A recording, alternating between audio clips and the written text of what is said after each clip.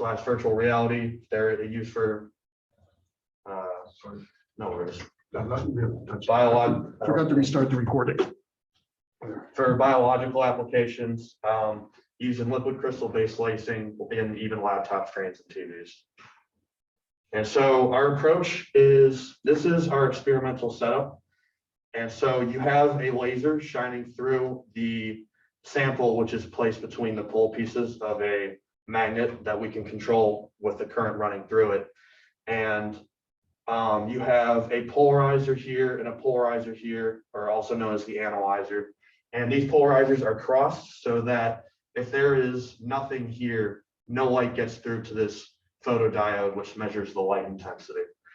And so below the transition value, it's the same thing, no light will make it through. But as the molecules start to align in the direction of the magnetic field, so going this way, there will be a phase shift in the polarization of the light so that sunlight starts to make it through. And so what this looks like experimentally is if this axis is the light making it through, and this axis is the magnetic field, you can see below a certain value, the intensity remains a constant until the transition occurs and it starts to go up as the phase shift in the light changes. And so this is how we are making our measurements of where this Friedrich's threshold value actually occurs. And so some issues that have come up that we have had to address. One is hysteresis. And so this describes if you go up in magnetic field strength and then back down, the curves should match, but that was not what we were seeing. And another issue that we're still working on addressing is what's known as a fingerprint texture. And so this happens if you add too much chirality to a sample, because it gives the director field a chance to make a full rotation around before reaching the other end of the slide. And if you observe that under a polarized microscope, this is what that looks like. And unfortunately, if we see this in a sample, we can't use it to collect data because the value we get for the Friedrich's transition threshold would not be reliable. And so it's sort of a balancing act between adding enough chirality to observe a change, but not adding too much such that the data isn't reliable. And so progress we've made since then is we went from manually increasing the magnetic field and measuring it to automating the process using MATLAB. And we also added this light chopper and lock-in amplifier here to reduce the noise coming in from the lights in the room. And we were able to eliminate hysteresis. So what we were doing before is we had calibrated the magnet we were using with respect to the current we run through it, and we were using that calibration data to measure our magnetic field. And what we didn't realize at the time is that that calibration wasn't reliable, because as the magnet heats up from having a current run through it, the magnetization of the pole pieces changes. And so at any given point in time, if we don't know the temperature and we only know the current, we can't say we know the magnetic field because that magnetization could have changed. And so with the way we improve this is by directly adding a Gauss meter into the magnet that just directly measures the magnetic field. And since doing so, we have eliminated the hysteresis. We also added a Babinets-Soleil compensator. And what this does is it makes it so that we can observe the Friedrich's curve at a point where it is more sensitive to changes in the intensity is more sensitive to change. Whereas if without it, when the transition happens, it is a square law with the retardation in the light. But if you add the compensator, you can observe it in a linear region, which at a very small order of change makes it more sensitive. And so this is just a curve from a hysteresis experiment. This was the data we used to confirm that we had eliminated the hysteresis. It's a little hard to see the colors on here, but there are two curves here. One is going up in magnetic field strength, and then one is starting up here and then going back down. And what we want to see, which is what we basically do see, is that the curves are the same. There's a little discrepancy in the middle here, but it's within a tolerance that we are able to accept. And so since owing the hysteresis, we have also successfully completed an experiment in which there was no chirality. And so for our purposes, the threshold value is given by this equation where K3 is the elasticity for bend deformation and delta chi is the magnetic anisotropy of 5CB. And these are both these are both a property of the liquid crystal being used, and they are also dependent on temperature. And so that is something to keep in mind. However, the experiments do tend to be at room temperature, but this isn't always the case. Such as yesterday, actually, when it was really hot. Yeah, it got up to 28 degrees. And so this took actually quite a bit of work just to get this down, just because it was a mix of making sure we have the right constants and also having the right calibration. And so now that we have this confirmation that our setup and approach is working, these are just some numerical results of that. So we saw the threshold at around 8660 Gauss. And so at room temperature, the papers we have K3 is 8.1 times 10 to the negative 7 dyne, and then delta chi is 1.08 times 10 to the negative 7, and that's a dimensionless constant.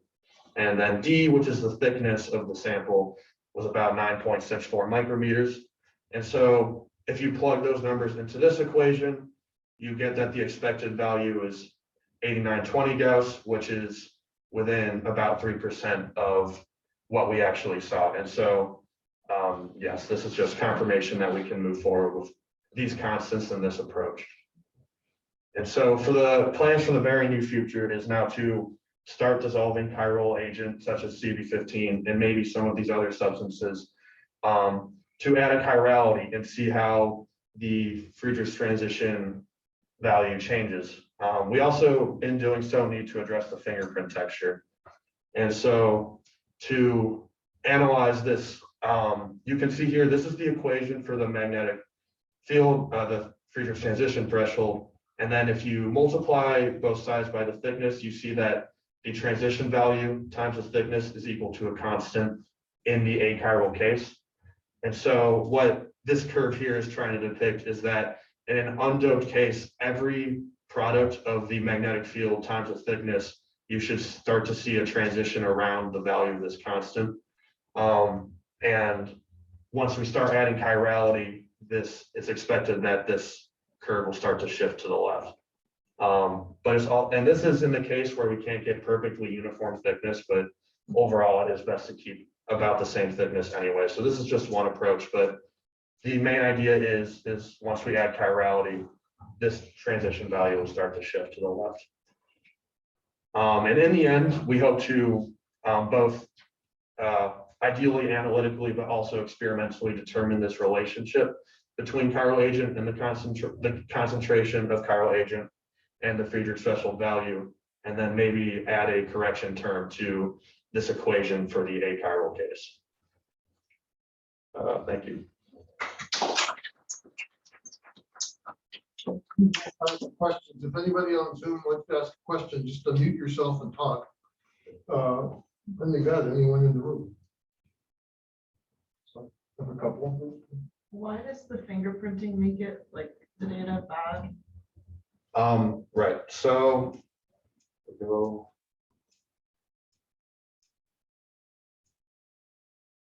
Okay, so this is what the director or the molecules start to look like when you add chirality. And so just to reiterate, what the Friedrichs transition is if you have a current director field of molecules, it describes how they start to realign in the direction of the magnetic field as a whole. But if you have the molecules making a full rotation like this, then this concept isn't as applicable because you already have some molecules aligned in that direction. And then it just causes sort of a cascade effect for the other molecules around it to start realigning. And so this, in principle, isn't exactly a Friedrichs transition. It's more just the molecules continuing to realign, but it doesn't really match what we're trying to observe. Other questions? So I have a couple when actually. I guess you know, let's say you were to complete the experiment. What would the what would the curves look like? Which curves? Your end data that isn't where you fix the fingerprinting and the technology. So Technology instead of temperature. The temperature, you know, isn't messing up. if I understand your question correctly, we hope to have a number of different concentrations of chirality dissolved into a sample. And so the final result that we want is how the Friedrichs transition lowers as a function of this concentration. And so what needs to happen is there need to be many different curves gathered for different concentrations at about 9 to 10 micrometers of thickness. Doctors in the room or remotely? We have time for one or two more, so I'll ask one or two more. You mentioned that it was hot yesterday, and so that has, I know liquid crystals can be used as temperature sensors in certain circumstances. I didn't catch what you said about the effect on your experiment of what should be a small change in temperature from. Right. It's these constants here, the elasticity and the anisotropy, they're directly dependent on temperature. But So how would that show up in your experiments? um Would it be a significant effect and you could measure temperature with it, or? oh, it wouldn't so much show up in the experiments. We have a thermistor on the setup actually, which measures the temperature throughout the experiment, but it's more important to know for the data analysis. If the temperature were to go above 35 degrees Celsius, that'd be a problem because that's where the it transitions from pneumatic to isotropic, and then the Friedrichs transition doesn't mean anything, but that isn't an issue that we've encountered yet. It hasn't gotten that hot. Yeah, I was gonna say, if it goes above 35°C in your lab, you've got other problems. The other thing I was just curious about. Can I just make one comment about that? Yeah, so the reason it's not a problem with the TV, the temperature gets warm, or your laptop computer or anything like that, any liquid crystal device which is based upon Friedrichs transitions, is because they use materials where the transition to the isotropic phase is up around 80 or 90 degrees C. So you pretty much saturated the constants down around room temperature, and they don't change very rapidly. But what Ian is doing is he's using a material that has an isotropic transition that's not so much above room temperature, and so those constants of parameters are changing rapidly with temperature here. So that's the reason it's a problem here, but not a problem with your normal TV. I think I want to ask a second question because, or do you want to add something? I think Professor Brown has a question. Oh, just unmute yourself, Bob. So I'm unmuted, right? Yes. So Ian, a great talk. I'm very interested in magnetic nanoparticles. What is the role of those in your future plans? So for myself, I likely won't be dealing with that, but and Professor Rosenblatt can correct me if I'm wrong. In theory, you can dissolve these magnetic nanoparticles into the sample such that they attach themselves to the molecules of the liquid crystal. And then in the presence of a magnetic field, this would sort of add an effective chirality to it, if I'm interpreting that correctly. There's a colleague I have will be meeting in Israel in June, Ed Abu-Razik, and he makes magnetic nanoparticles that are also chiral, and we'll be discussing those then, but we don't have any of those samples yet. And we decided to take the simpler approach for Ian's experiment here right now, which is just an ordinary chiral dopant. Bob, I can discuss this with you privately. Okay. So the time is up, and I want to thank you. So thank you.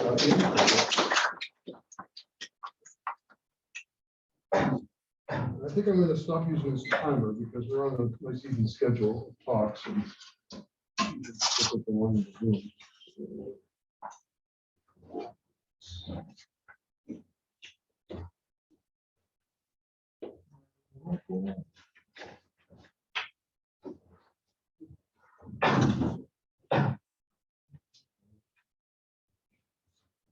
There's the tool, and if it stands over here, though, yeah, you can see in here where the holding one looks like.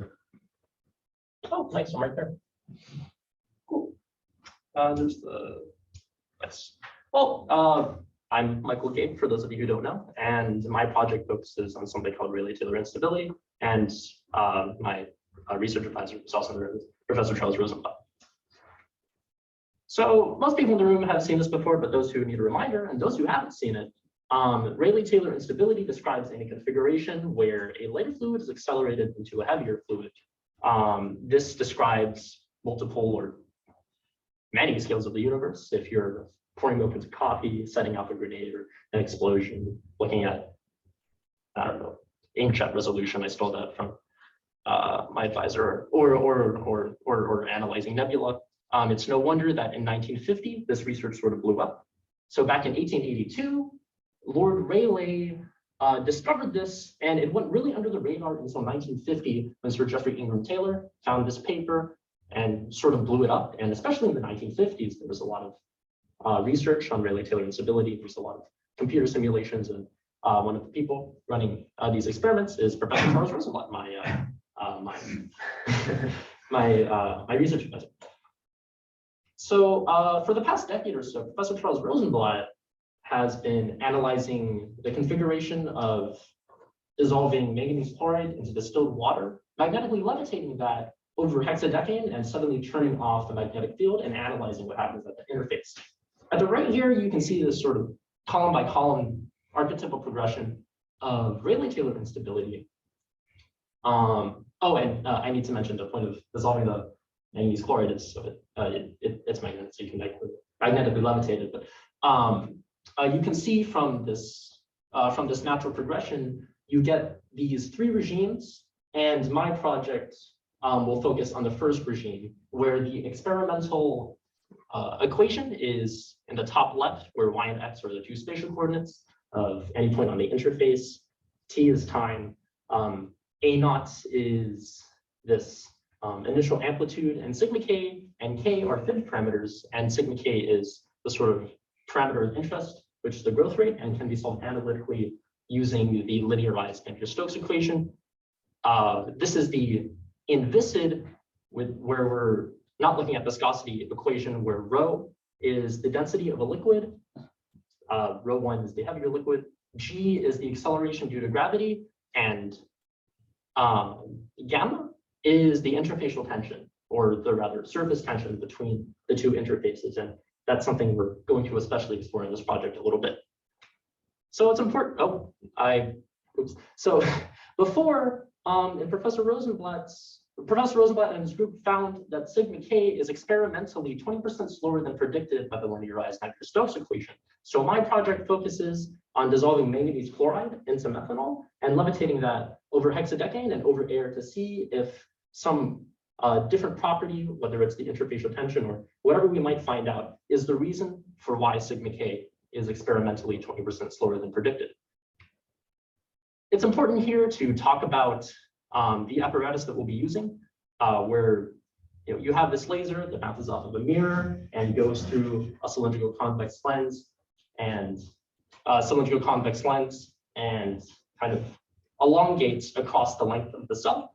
And the cell is the thing that holds the liquids or the fluids.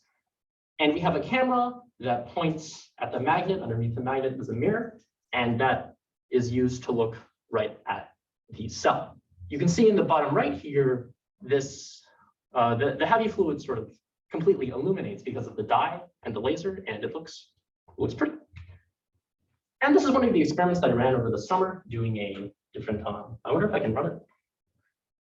Oh, well, that's funny. Well, that's annoying.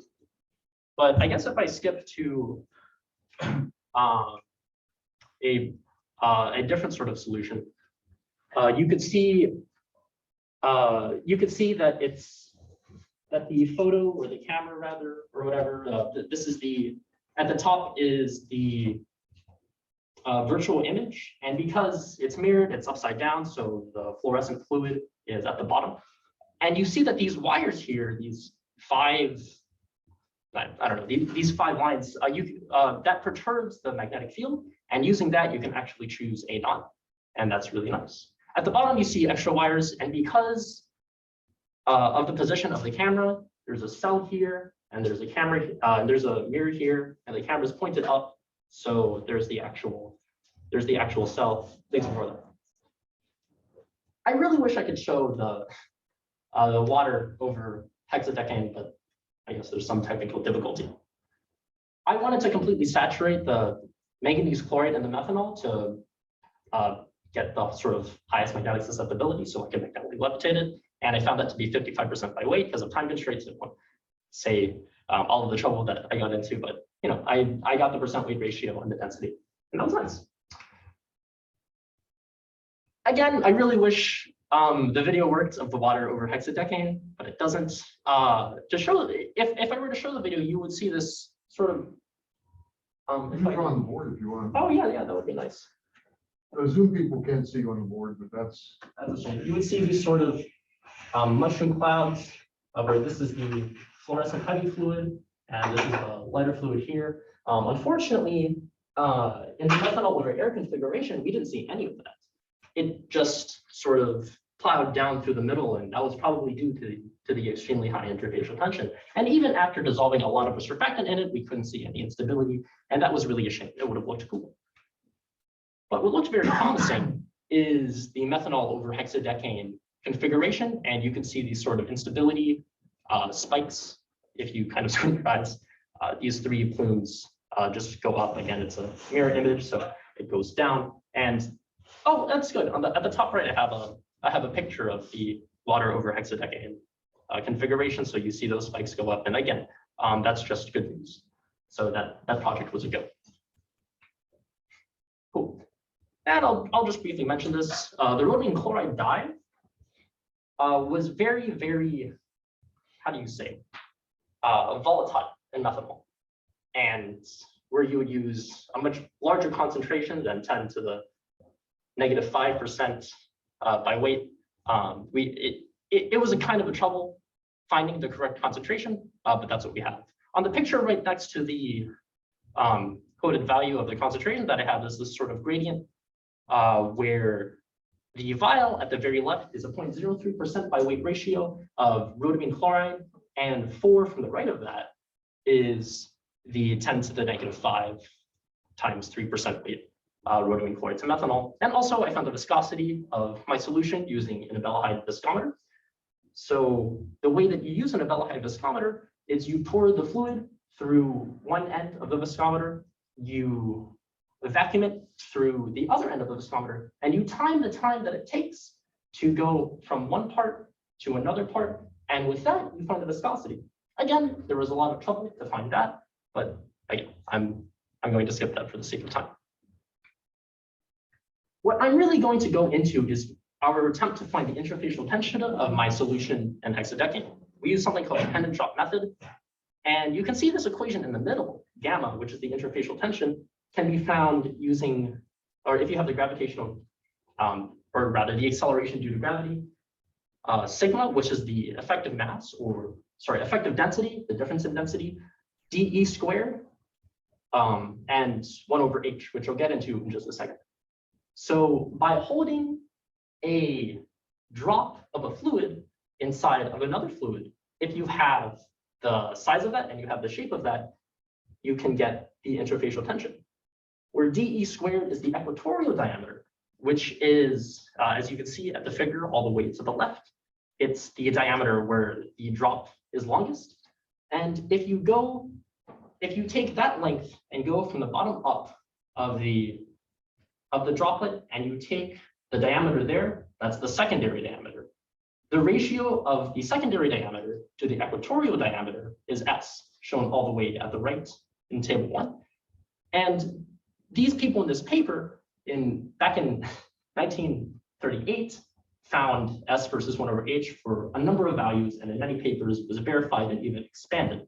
And at the bottom left is their apparatus. At the bottom left now is my apparatus. And so if they could do it in 1938, surely we could do it in 2022. For our apparatus, we had a lamp going through an ND4 filter, which reduces the light intensity by an order of, or by 10 to the 4. We had a syringe with a clamp, inject that into a glass cuvette with the light fluid, look at a camera, blow it up, and you get all of the information that you need. So the image in the middle is a zoomed out photo of our setup. You can see the ND4 filter, you see this circle of light shining right at the glass cuvette. And if we blow it up, we can get the pixel width of the equatorial diameter, the pixel width of the secondary diameter, and the pixel width of the needle, which we can compare to the equatorial diameter by, well, we get the pixel width of the needle. We use a micrometer to find the width of it in millimeters, and that should output the equation. But it wasn't so simple. There were a lot of problems, and after 6 to 7 weeks, this is what we came up with. The literature value of the interfacial tension of water in hexadecane is about 50 centistokes. Now, the measured interfacial tension of distilled water and the reusable hexadecane is something I've been using all summer, and something that the previous senior Ricky Wayne has been using, and something that I've been using for this experiment was a factor of 50 less than most of the literature values of the interfacial tension between water and hexadecane, which was really suspicious. It made me think that it wasn't only systematic error, and thanks to one of graduate students, Adam Susser, after a lot of thought, we figured like maybe it was the reusable hexadecane, and it was. So we used the pure hexadecane, and we got 25 centistokes. And after much slaving over this,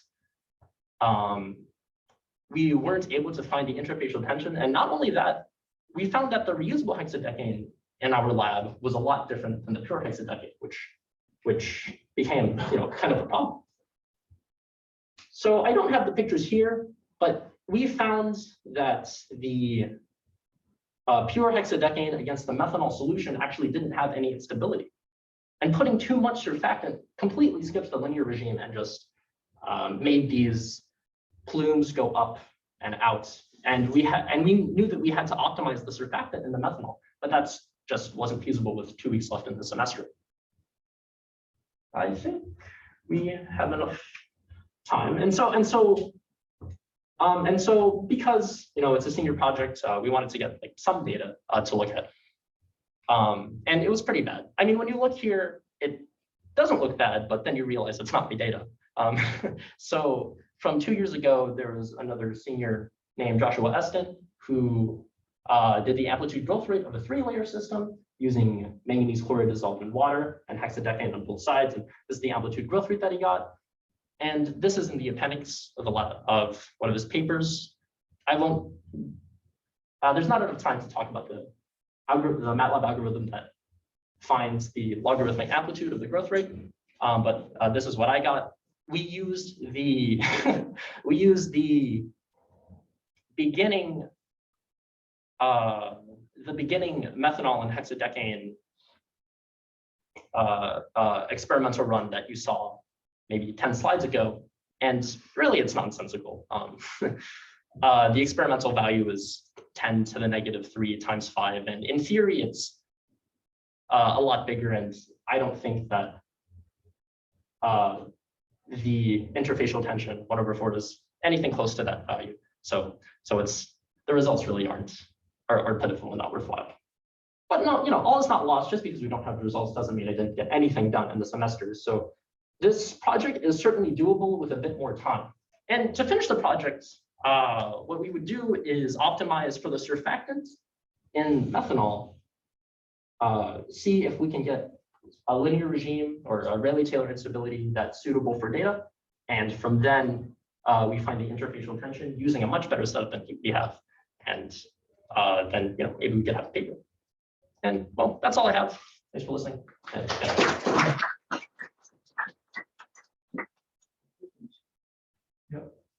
So you mentioned that the interfacial tension kind of has an effect on the on your system. So for those like mushroom clouds that you kind of drew on the board, what would the effect of the interfacial tension be like on the shape and the size of those sort of those?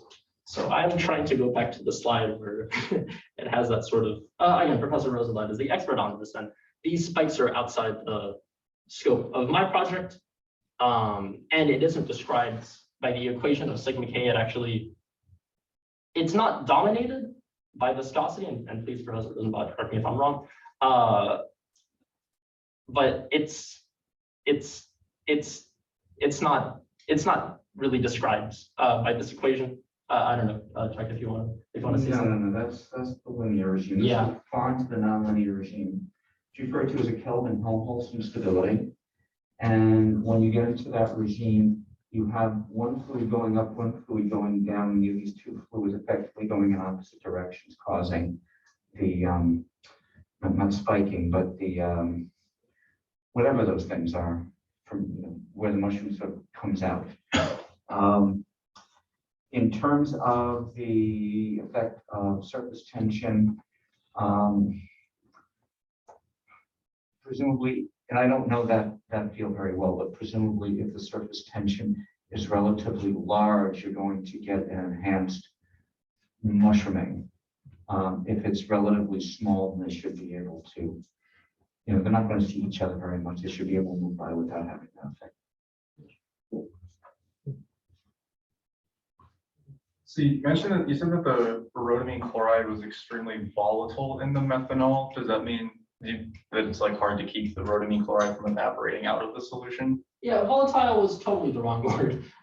So what I meant is it's very sensitive, which is a correct word. I mean, even changing it by a factor of 2, changing the concentration of rhodamine chloride in my solution completely changed, not completely, but really changed what MATLAB looked at when it was looking at the cell through the camera. So yeah, Okay. it's good to point out.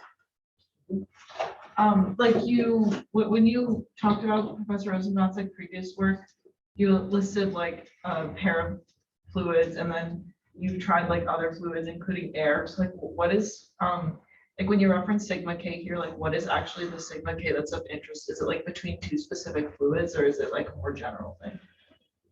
Sigma k describes any system of a heavy fluid and a lighter fluid. Sigma k should be specific to any 2 configuration, but the equation is a general solution, but we're going to have different densities and different interfacial tensions for any 2 systems. Does that answer? No. Like which sigma k was like most of interest to you? Like between which 2 fluids? Oh, well, we really wanted to get the methanol over air because that would look cool, but of more useful, pragmatic, experimental interest, I think, was the methanol over hexadecane. So we could compare that with the water over hexadecane. Can I just make one comment? Okay. Yeah, so we've had a lot of data on water over the hexadecane. It's a simple system to work with, but water is kind of pathological. It takes up all sorts of impurities and so on. And we were still never able to predict why our growth rates were always about 20% slower than predicted by linear stability theory, which is known to be pretty good. And so methanol would have been much less pathological than water, but it has its own issues to deal with, as Michael discovered. Yeah. Other questions? Actually, I have a couple. I only have time for one. So I'll ask, when you were analyzing the shape of the droplet, I think you phrased everything in terms of ratios, different numbers. I was just curious, is there any dependence on absolute size? Would the oil pipe give you the same thing as your needle? Yeah, so absolute size, in theory, the size, the interfacial tension shouldn't matter on the size because 1/h is this correction factor. But the equation does depend on the size of of the equatorial diameter, again, which we found by measuring the needle using a micrometer and comparing the two pixel widths of the equatorial diameter to the micrometer. Well, I have another question, but we're actually out of time, so we'll just go ahead and thank you.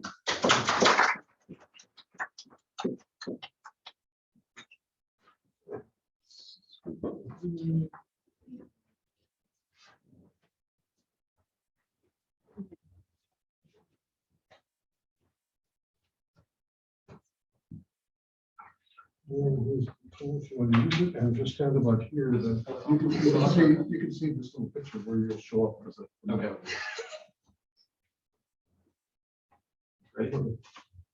Okay, so hello, everyone. For my thesis project, I've been working with Professor Lambert on a first principles computational study of lithium aluminum oxide in tetrahedrally and octahedrally coordinated structures. So a little bit of motivation for our project.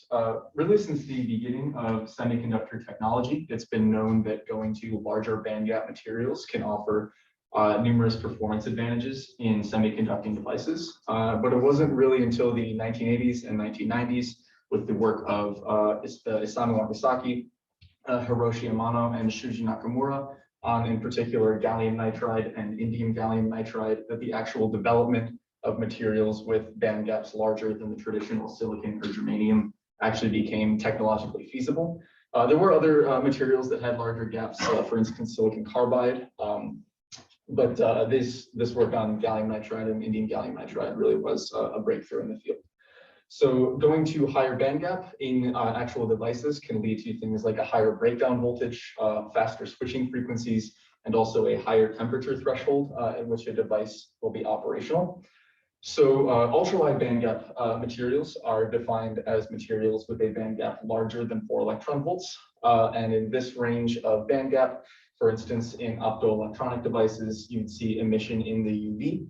And also in devices like field effect transistors, there are performance metrics that scale significantly non-linearly with the bandgap. So for instance, in field effect transistors, there's something called the Baliga figure of merit, that scales as the cube of the band gap, and essentially a higher Baliga figure of merit means that the switch can withstand a higher voltage in the off position and has a higher conductance per unit area in the on position. So there are very tangible benefits to moving to larger band gap materials. So we're interested in lithium aluminum oxide in particular because in a recent study in the Lambert group, lithium gallium oxide, which is a very closely related material, was predicted to have a band gap of around 5.8 eV, which certainly qualify it as ultra-wide band gap. And we would expect that lithium aluminum oxide would have an even larger gap. So lithium aluminum oxide itself commonly occurs in at least 3 crystal structures. There have been others proposed and observed, but we focus primarily on these 3. First, an rhombohedral alpha phase, which is the left panel. An orthorhombic beta phase, which is the middle panel, and a tetragonal gamma phase, which is the right panel. So in these figures, the green spheres represent lithium atoms, the blue spheres represent aluminum atoms, and the red spheres represent oxygen atoms. And so if you look at the metal sites, you can see that the alpha phase is octahedrally coordinated, while the beta and gamma phases are both tetrahedrally coordinated. So a bit of an overview of what was actually calculated.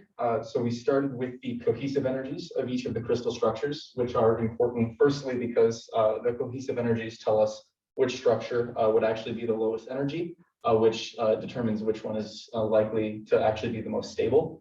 But then also from the cohesive energies, we can calculate the bulk moduli of the different crystal structures and also the transition pressures between different structures. And then, of course, we also need to calculate the band structures and band gaps because that is what will actually tell us if lithium aluminum oxide would be an ultra-wide band gap material. It tells us whether we can expect direct or indirect gaps. And then also from these calculations, we can get numerous other important properties. For instance, we can predict the effective masses from the band curvatures near the band edges, and those are important for transport properties. And we can also calculate the densities of states and partial densities of states, which allows us to determine the orbital character of the bands. And then we can also calculate things like the dielectric function and the optical absorption coefficients. So I won't have time to go into detail about all of these things, but this is an overview of most of what we've calculated. So for the cohesive energies, we start with structure relaxation calculations using the quantum espresso software. So in these calculations, the parameters that define the crystal structure, so the lattice vectors, are allowed to vary to minimize the stress on the crystal. And we do that at a range of volumes. And then once we have the energies at a range of volumes, for the relaxed structures, we can fit them to this Birch-Mernigan equation of state. So in this equation, this E of V minus E naught would be the cohesive energy. So V is the volume of the crystal, V naught is the equilibrium volume, B naught is the bulk modulus, and B naught prime is the first derivative of the bulk modulus with respect to pressure. So when we actually have the directly calculated energies from the quantum espresso calculations, what we actually fit for at the known volumes, what we actually fit for in this equation is the bulk modulus and its first derivative with respect to pressure. And then once we have the fits to the equations of state for all three crystal structures, we can take two of the fits and construct the common tangent line between them. And then the slope of the common tangent line tells us what the transition pressure should be between those two structures. For the band structure calculations, we start using a density functional theory method, in particular the linearized Muffington orbital method in using the Questal software. So in this method, spheres are constructed around the atomic nuclei, hence Muffington, and then partial wave solutions to the Schrodinger equation inside the spheres are matched to envelope function solutions to the Schrodinger equation in the interstitial regions between the spheres. But density functional theory is well known to significantly underestimate band gaps, essentially because it inherently deals with ground state properties. And the band structure, because it corresponds to adding or removing an electron from a system, is inherently an excited state property. So to get more accurate results for the band structures, we use a many-body perturbation theory method called the quasi-particle self-consistent GW or QSGW method. So in this scheme, G, it represents the one particle Green's function, W represents the screen-Coulomb interaction, and then the time-dependent effects that you don't get in a DFT calculation are captured in this self-energy operator sigma, which can be written as IGW. And so the basic scheme of a QSGW calculation is to use the DFT one particle Hamiltonian to calculate an initial Green's function, which is then used to calculate the self-energy sigma. And from that, we get a new energy independent exchange correlation potential. And then from that, we finally get a new one particle Hamiltonian. And then that process is iterated until the change in the calculated self-energies between successive steps falls below a specified tolerance. So beginning of the results. So these are the cohesive energies and equation of state fits that I was discussing. So this figure shows binding energy per formula unit in electron volts on the vertical axis versus volume per formula unit in cubic angstroms on the horizontal axis. So the points are the directly calculated energies from the quantum espresso calculations, and then the overlaid curves are the fits to the Birch-Mernigan equation of state. So the first important feature of this plot is that we find the alpha phase, which is these red points and curve here, is a high pressure phase of the material. And then also that the gamma phase, which is the blue curve, is the lowest energy structure, though it is quite close in energy to the beta phase. And then also from these dashed lines, which are the tangent lines, the common tangents between the beta and gamma and alpha phase, from the slopes of those lines, we can predict a transition from the tetrahedrally coordinated structures to the octahedral coordination around 1 gigapascal. Now on to the band structures themselves. So these are the band structures over a wide range of energy states from the QSGW calculations, which again, we believe or expect to be the most accurate. So from these, we find that the alpha phase has the largest band gap of around 9.3 eV, followed by the beta phase at around 8.16 eV, and then the gamma phase at around 7.69 eV. And ultimately, we're most interested in this gamma phase because it is the lowest energy. And then also from these plots, we can see that the conduction band minima, which is again the lowest unoccupied state in the ground state, in all three of these structures occurs at the gamma point on the horizontal axis. But if we zoom in on the highest lying valence states, we can see that the valence band maxima in And the alpha phase is somewhere between the gamma and L points on the horizontal axis. And the beta phase is between this T and Z point on the horizontal axis. And only in the gamma structure is the valence band maximum also at the gamma point. So that means that the alpha and beta phases are both indirect gap structures, and the gamma phase is a direct gap structure. Also, as I mentioned previously, from the curvatures near these extreme points, so the conduction band minima and the valence band maxima, we can fit in the region where it's locally parabolic to find the effective electron masses. So it turns out in the beta phase that this is actually a little bit tricky because again, the valence band maximum is not actually at this T point. It's a little bit shifted away from it towards Z. But the T point itself is a saddle point that is at a minimum along T to Z and a maximum along T to R and T to Y. So it turned out to be a bit tricky to actually find the valence band effective masses. But we were ultimately able to do it. So consistent with the symmetries of the crystals, we find that in both the alpha and gamma phases, so for the alpha phase, the conduction band minimum, which is at the gamma point, we find effectively one transverse mass and one longitudinal mass corresponding to whether you're moving either perpendicular to or parallel to the threefold rotation axis. And then the gamma phase, which again, both the valence band maximum and conduction band minimum are at the gamma point. We again find effectively one transverse mass and one longitudinal mass corresponding to the plane perpendicular to or parallel to the fourfold rotation axis. And again, there's a saddle point at T in the beta phase that made this a little bit tricky, but ultimately we were able to find the masses. Now, for materials with band gaps larger than, with band gaps this large, these all have gaps larger than 7 electron volts. It's reasonable to ask are these materials actually semiconductors or are they just resistors? And the answer to that question depends kind of significantly on how well the material can be doped. So it has been proposed that lithium gallium oxide, which is again a very closely related material, can be N-type doped with silicon. So we've done a preliminary calculation to that effect, for which we start by constructing a 128 atom supercell of the gamma structure by doubling the crystal along each axis. And then we replace one aluminum site with a silicon to give a 3.125% impurity on the aluminum sublattice. And then we do a self-consistency calculation just within DFT.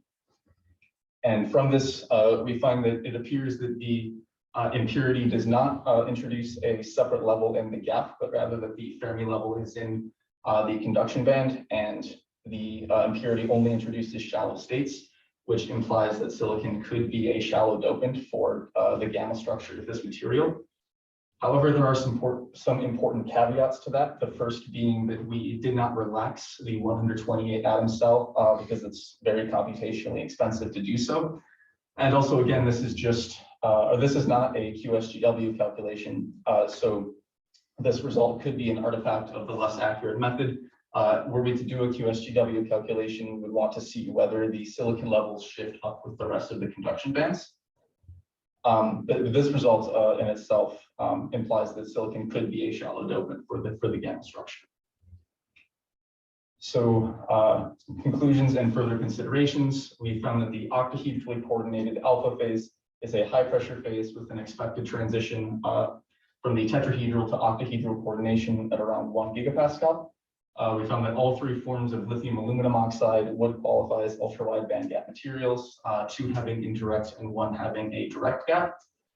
And we predicted the lowest energy structure, the gamma phase, should have a direct gap at around 7.69 EV. This does disagree somewhat with an experimental value of around 6.5 EV. There are numerous possible explanations for this discrepancy. On the computational side, we would expect electron phonon coupling to reduce the calculated gaps by around 0.2 to 0.3 EV based on calculations for related materials, for example, magnesium oxide and lithium gallium oxide.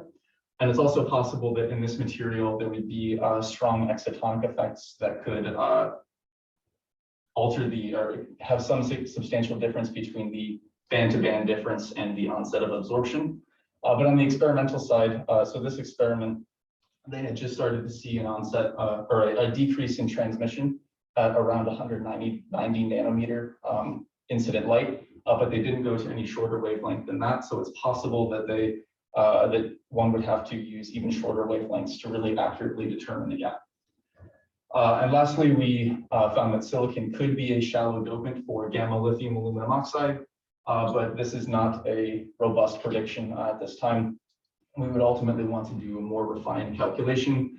As with the methods that we used, a QSGW calculation would be too computationally expensive, but one of Professor Lambert's graduate students is working on something called the cut and paste method that could allow the calculation to be done for such a large unit cell, and we might be able to get a more accurate result that way. I would like to acknowledge the Case Western Reserve University High Performance Computing Cluster, which we did use for many of the calculations, and also Case Western Source, which did provide me with a travel grant to present this work.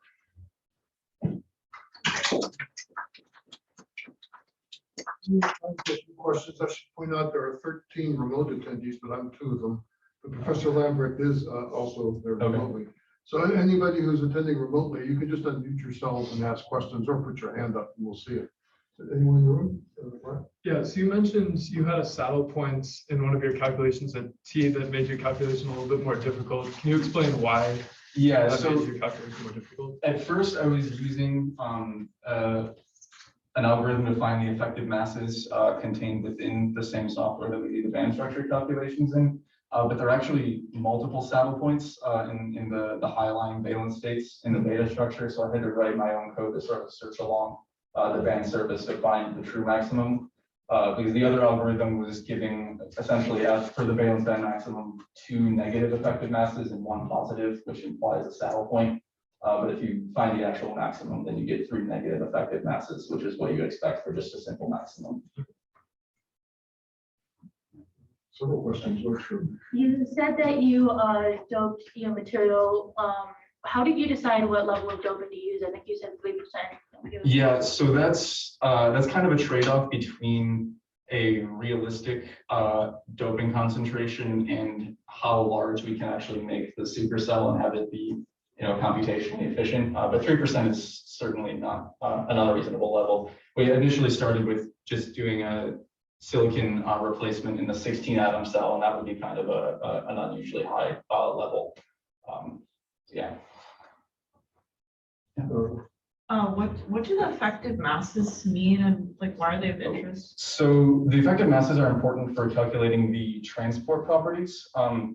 But so like the normal like free space energy dispersion for electrons would be like h bar squared k squared over 2m, right? So it's parabolic in k.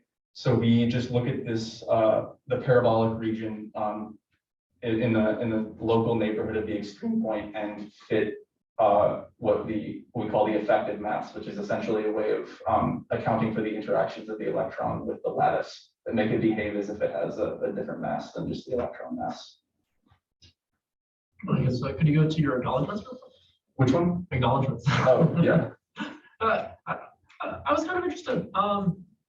So what do you do to work with the high performance computing research? Do you like send them your code? So And run it, or? A lot of I think professors who do research on the cluster have like a group account. So I'm under in Professor Lambert's group on the cluster, and then you so one for like really intensive calculations, you'll write like a job file and then submit that to the cluster, and it'll run it and give you back your results. It's like a Linux interface. That's cool. Any questions in the room or remote? So I may have time to squeeze in one then. You described this as an ultra wide bandgap material. Yes. And then you did address the question of whether it's a semiconductor or an insulator. I should know the answer to this, but I don't. I'm wondering if you do, maybe Professor Lambert, what is the widest bandgap in any known material? I don't know that. You mean like as what has been doped or just largest? No, bandgap? just of any material that we know. What's the biggest bandgap in any solid material? I don't know. I don't know if Walter happens to know. Just I should know that having taught solid state and looked at tables, but Okay, that's fine. Okay, I can try to answer that. I mean, if you go to insulators, of course, things like lithium fluoride and the typical very high ionic oxides have very high gaps, about 14 EV or something. Okay. But then they're insulators, right? So what really I always object when people say in textbooks that the semiconductor depends on whether it's a small gap or a big gap. That's not what matters. It depends on whether you can actually have some conductivity, which you normally. So first of all, the higher the temperature you go, you will always get some conductivity, right? And the higher the wider the band gap, the higher temperature you need to go before you get some excitations. But the real hallmark is if you can dope it, and if you can dope it, and there are levels close to the conduction band or close to the valence band, so you can make it n-type doped, then that's fine. So one of the well-known high band gap semiconductors is diamond, right? Which you can dope p-type. It's hard to dope with n-type, but that has a gap of 5.5 EV. Among the nitrides, aluminum nitride has a gap of 6.3 EV, but unfortunately, and gallium nitride is dopable n-type with silicon, but if you try to put silicon in aluminum nitride, it becomes a deep level, and it's not really an effective n-type dopant anymore. So that's one of the, the frontiers where people are trying to see how far can you push aluminum gallium nitride alloys with how much aluminum that you can still dope with n-type. And then we're not even talking about trying to dope with p-type, because for real semiconductor applications, you want both p and n-type doping usually. So I hope that answers your question, but It does, thanks. And let's thank our speaker again. Yeah, can you let me share? Sure.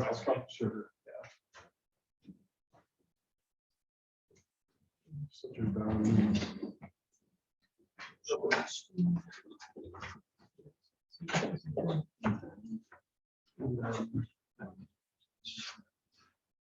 Should be presentable. You can see up there what everyone sees, or here you can see the room view too. Perfect. So if you stand sort of here, you'll be able to, people will be able to see you. I'll just make sure I'm muted so we don't get feedback. All right. Okay, so today I'm going to be talking about the interplay between Magnons, magnetic textures, and spin currents. So Magnons are collective excitations of a magnet. And you can imagine two electrons are going to want to be aligned when they're close to each other due to the exchange interaction. And we also know that electrons exhibit Lamore precession. So as you can imagine, if one electron is sort of exhibiting Lamore precession through the exchange interaction, that angular momentum is going to sort of propagate through a line of electrons. And that's known as a magnon or a spin wave. Magnons can propagate angular momentum through this mechanism. And this can carry information in nano devices through the propagation of this angular momentum. And this propagation has much lower energy costs than conventional energy carriers, such as charge. And magnetic vortex is a structure of the magnetization field in the material. It has two important properties. First of all, the polarity of the vortex is going to indicate the direction of the magnetization at the center of the vortex, either pointing in the positive or negative z direction. And the chirality angle, which is going to be plus or minus pi/2, indicates whether the curl of the magnetization out far from the core is going to be in the clockwise or counterclockwise direction. So the polarity and the chirality of the vortex are tunable. And these magnetic vortexes are known to exhibit polarity switching when they're excited by either a magnetic field pulse or spin polarized currents. And this has potential applications in data storage using the polarity of the vortex as information. And it is also known to be able to control and manipulate MV defects in qubits. And they also have applications as magnetic sensing devices in magnetic tunnel junctions. Magnetic Stermion is a topological spin texture in the magnetization field, and it has a characteristic topological charge. And the spatial profile is sort of given on the image in the right. And this, the magnetic Stermion also has it can have a chiral angle sort of as shown in the bottom picture as well. Now, Stermions feature ultra low current driving, which means that we can use them to carry information, and they can be driven with a much lower current than conventional information carriers such as charge. And this has potential applications in racetrack memory. So the racetrack memory scheme is shown in the picture on the right, where the box indicates sort of a magnetic sensing device, and the Stermion and the presence or absence of a Stermion can be a bit of information. Stermions can also act as qubits and manipulate qubits through their Magnon modes. So both Magnons and spin textures such as magnetic vortexes and Stermions are very interesting in their own right, and both can be used in nanodevices. We are interested in seeing how they work together to, we believe that if we get these systems to work together, that we can create novel nanodevices and lead to new physics. So I'm going to go over an example system of Magnon modes in a magnetic vortex. So Magnon modes in a magnetic vortex are going to have a characteristic frequency for each mode, and each mode is also going to have a spatial profile. So in the plot in the bottom left-hand corner, we see the frequencies at which Magnon modes occur in a magnetic vortex, and they agree well with some experimental results given by a paper by Lupo et al. And in these pictures here, with these show the spatial profiles of each of the Magnon modes. The first mode is going to be a characteristic gyrotropic mode, which is caused by the gyration of the vortex core around the center of a nanodisk. And then the second two modes are azimuthal spin wave modes, which are characterized by a phase rotation of 2 pi as you go around the vortex. And you see there are two azimuthal modes here with very similar spatial profiles. The difference between the two is the fact that one has a phase rotation of pi over 2 and one has a phase rotation of negative pi over 2 as you go around the vortex. And you can see that because in the image 2, you see going in the clockwise direction, we go from yellow to green to blue. Whereas in image 3, in the clockwise direction, we go from yellow to blue to green, indicating that these Magnon modes sort of travel in different directions. So these we're able to show the effects of a magnetic vortex interacting with an NV defect with these simulations. So we have some results from an experimental group here. Professor Berezovsky's group gave us these results where you see the NV defect here has shown enhanced relaxation at the characteristic gyrotropic frequency of a vortex that was below the NV defect. And we're able to show sort of why the NV defect was affected by the gyrotropic mode of the frequency. So this sort of shows that these magnetic vortexes have potential applications in devices such as NV defects. So to simulate these effects, we use micromagnetic simulation software called OOMF. OOMF uses the Landau-Lipschitz-Gilbert equation shown here, which has several torques that affect the magnetization of the material. OOMF divides a magnetic material into lots of small cells and then numerically solves the LLG equation at each cell. Now, to identify Magnon modes in systems that contain magnetic textures, we first find the ground state of the system. Then we apply some AC magnetic field pulse of the form shown here. And then we simulate the dynamics using OOMF. And OOMF will export the magnetization field as a function of time. Then we can take the Fourier transform of the magnetization field at each cell, and that can tell us the frequencies and the spatial profiles of the Magnon modes.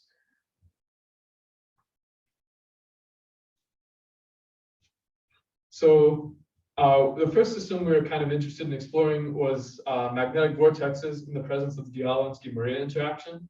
The Dzielawinski-Maria interaction, also known as the DMI interaction, is an effect arising from the relativistic effects of spin-orbit coupling. And it's been known to favor non-collinear alignments of spins. and the interfacial DMI effect that we're exploring can cause some inversion symmetry, or sorry, breaks the mirror plane symmetry in the XY plane, which we think might lead to some coupling between the polarity of the vortex and material properties such as the Magnon modes of the vortex. So we start our exploration of this phenomenon by looking at the ground state of some magnetic vortexes. And we see here that the twist angle zeta, which indicates the angle between the magnetization of the material and the radially outward direction. So it's shown in this plot, sort of in the center of the bottom. That angle is actually going to go from plus or minus pi over 2 to either 0 or pi as you increase the DMI interaction. And so we show this first with simulations shown in the image in the bottom right-hand corner, how as we increase the DMI interaction, zeta goes from either plus or minus pi over 2 to either 0 over pi. And then we kind of analytically explain these results by plugging the magnetization profile of a vortex given by the top equations into the energy density of the material. And we were able to show that the angle zeta, it depends on the polarity of the vortex and also some constant characteristic length called L, which we were able to solve for.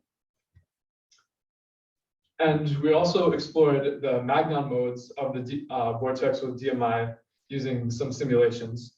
And we find that the magnetic vortex also shows these first two azimuthal modes like we showed in the previous slide. And as you increase the DMI interaction, the relative frequencies of these azimuthal modes become closer together and eventually switch their relative frequencies, which is a very interesting phenomenon. And there's lots of rich physics we've yet to explore with this system, and we're hoping to sort of get a better theoretical explanation of this system later. But as of right now, it's just interesting to see the switch in the relative frequencies of the first two azimuthal modes. So previously, we've been exciting our magnetic spin textures with alternating current applied field. Now it's been shown that you can also excite these Magnon modes with spin polarized currents.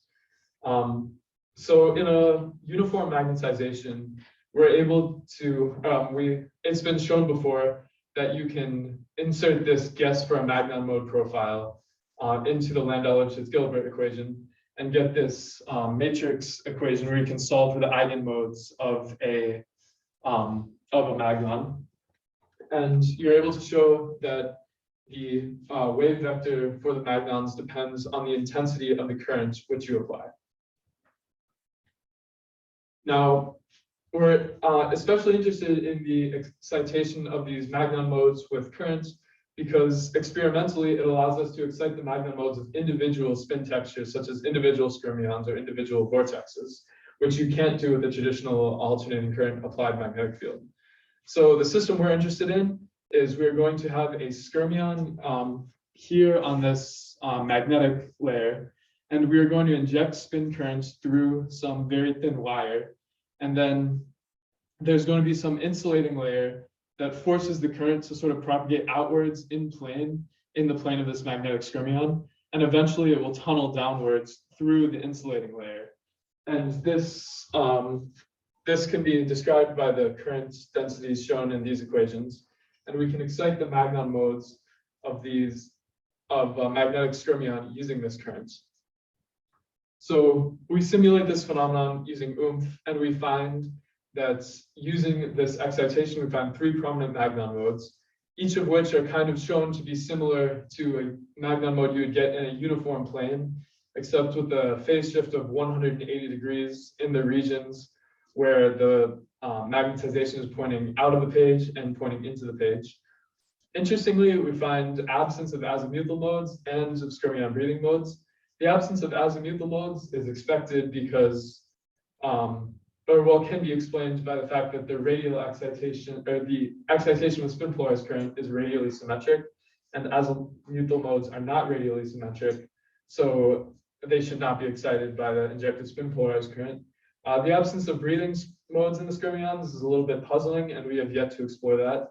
And so we are not 100% confident of these results, but we are going to explore this a little bit further as to why we get this Magnon spectrum in this system. So in the summary, we've theoretically explored the interplay between Magnons and spin textures and spin polarized currents. We've identified a coupling between interaction of the polarity of the vortex and the chiral angle of the vortex. We also show how the DMI interaction affects the Magnon modes of a vortex. Then finally, we simulated the Magnon modes in a Stermion excited by spin polarized currents in a magnetic tunnel junction with a nano aperture. So now that we have the ability to simulate injected spin polarized currents onto magnetic textures, we have lots of interesting systems that we can explore. These are just a few examples. We can explore the Magnon modes in magnetic tunnel junctions. We can also explore the effect of the DMI interaction on various Magnon modes and magnetic vortexes, theoretically, to get a better explanation for those plots that I showed in this presentation. And we can also look at the coupling between Magnon modes in different layers, and also the thermal fluctuations of the coupling of Magnon modes. And I'd like to thank my professor, or my advisor, Professor Shirley Zhang, for his guidance and attention. I'd also like to thank Professor Berezovsky and his grad student, Professor Jeremy Thimble, for their data, which was very helpful in a collaboration that we did describing the coupling of Magnons and MV spins. And I'd also like to thank Professor Chottiner and Professor Gao for their helpful feedback on my senior projects. All right, thank you.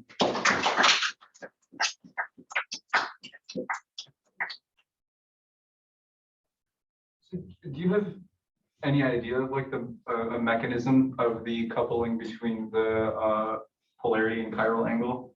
Yeah, so I think I have a slide that is kind of a backup in case for this question. Let's see. Okay, yeah. So when we put the energy density, this is sort of a more detailed explanation of the calculation of the of finding this this chiral angle. When we insert the energy density or the vortex profile into the energy density, we get sort of this equation for the energy density. And if you minimize the energy density with respect to cosine zeta, you can find that it's sort of a balance in between the exchange interaction and the DMI interaction. And so this sort of leads to, and you can see that the polarization is affects the sign of DMI interaction. So this balance can lead to a coupling in between the polarization or the polarities of the vortex and the chiral angle zeta. I think we have a question. Professor Lambert, go ahead and unmute yourself. Okay, yes, nice talk. Could you go back to one of your slides which had the Gilbert-Landau equations? Yeah, sure.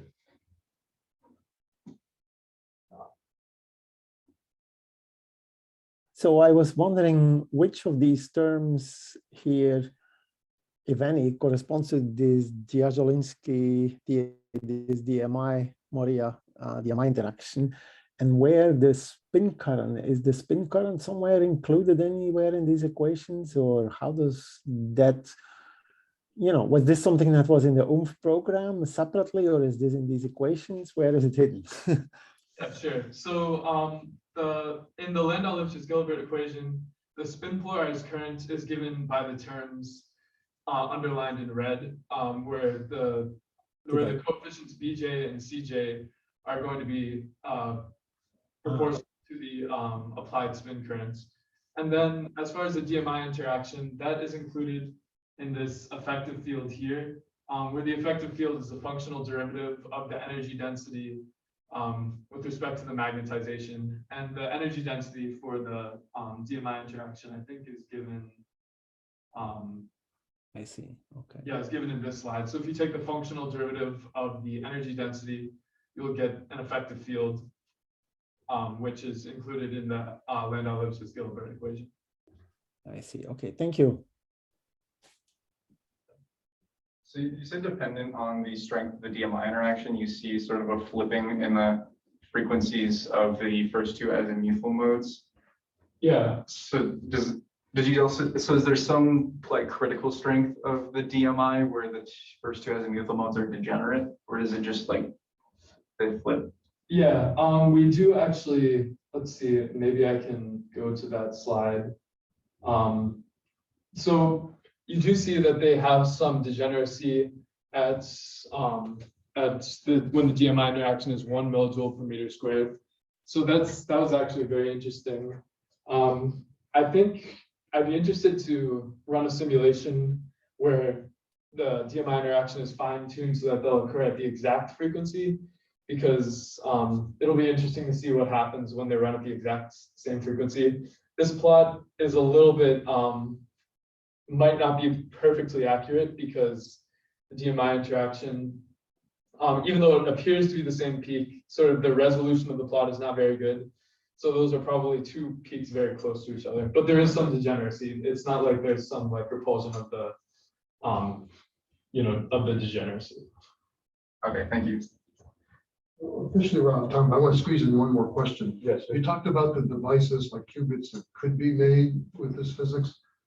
Is there anyone who's actually made such devices, and what are the largest barriers to widespread use of it?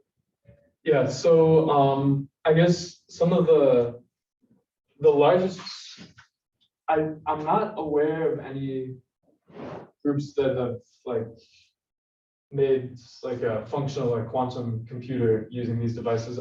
There have been experimental groups studying the use of these devices as qubits.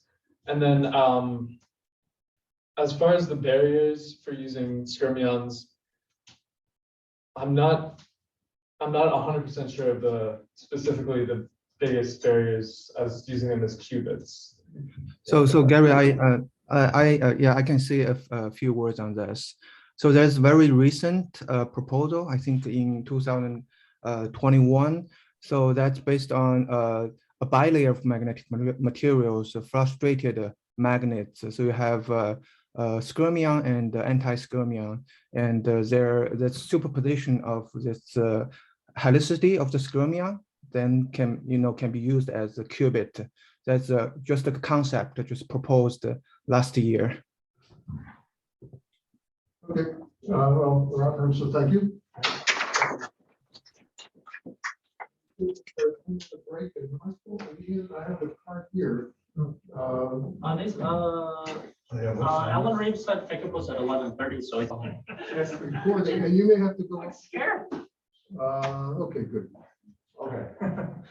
So hello, good morning, everyone. Again, my name is Glenn, and my senior project is on manipulating random lasing correlations in gold liquid crystal by tuning incident energy. And my mentor is Professor Strong. The motivation for us to study correlations in complex photonic media is that they can lead to applications in imaging capabilities. So one concrete case we can consider is the two-photon assisted microscopy.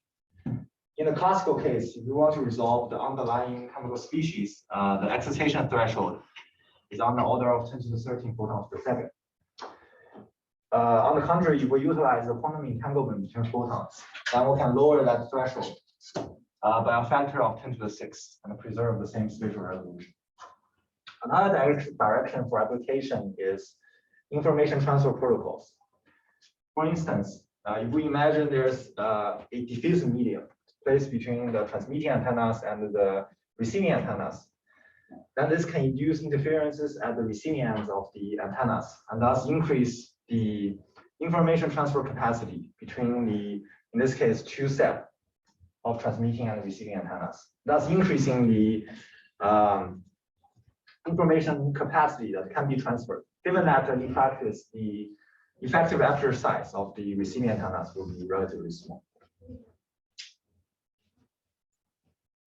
So random lasers are very attractive for these applications because they have high degree of reconfigurability in almost all their characteristics.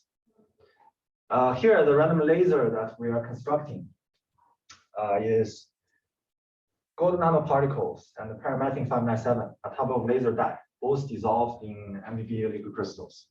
So it has a relatively low fabrication cost, which is another advantage of the random lasers. So what exactly happens in a random laser? So here, when a disordered system with gain is pumped, the pump light will traverse through the medium, and it will undergo scattering. Here, both the liquid crystal molecules and the gold nanoparticles can act as a me-scatter in a system. The resulting lasing action really comes from the synergy between coherent amplification and multiple scattering that happens in the system. The gold nanoparticles in a system also plays another role, and that's to produce plasmonic enhancement, which is the collective motion of the electron coupled to light when excited by a dipolar field of appropriate frequencies.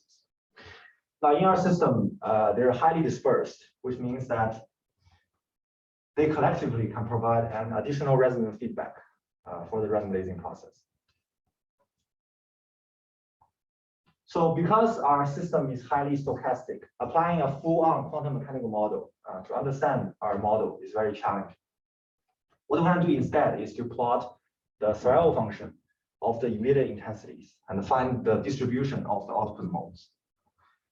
So here is how you analytically calculate the Sorel function, where f of I is the probability density function, PDF, of the output mode intensity. Experimentally, it was found that when a random laser is pumped near threshold, the distribution of the output modes follows a Levy distribution, a special case of the stable distribution. The physical feature that we're interested in this study is the so-called fat tail, or the power law decay of Levy distribution, which corresponds to events that exhibit huge fluctuations, a signature of random lasers. Now, because random lasers don't follow strict Levy statistics, the exponent m you are seeing here is on the order of 1. And our specific scientific question is, how does m, which characterizes the extent of correlations in the system, change as we tune the incident energy? So on panel A, you are seeing the sample injected into a cell, ready to be exposed to the pump light. Here we can do some labeling and call these two boxed regions, position 1 and position 2. Now, their physical separation is much greater than the focused beam waste on the sample, rendering them independent from each other when one is being pumped. Also, they can be regarded as two different configurations of the same system. On the B panel, you're seeing a schematic of the experimental setup. Here, essentially what I'm doing is I'm varying the incident energy on the sample by turning a variable polarizer, collecting the pulse energy using a pyroelectric energy meter, and analyzing the forward emission of the sample using a spectrometer. Here, we're varying the energy in a way that's completing a loop. So we started at position 1, and we ramp up the energy from 1.1, the lasing threshold, to 1.8, the lasing threshold. So recall that we need to stay within the lasing threshold because the Levy statistic only emerge near the threshold. And in each energy value, we collect 200 synchronized single-shot spectra. And we stay at that same position, and we now run back up in the same energy increment that we started with.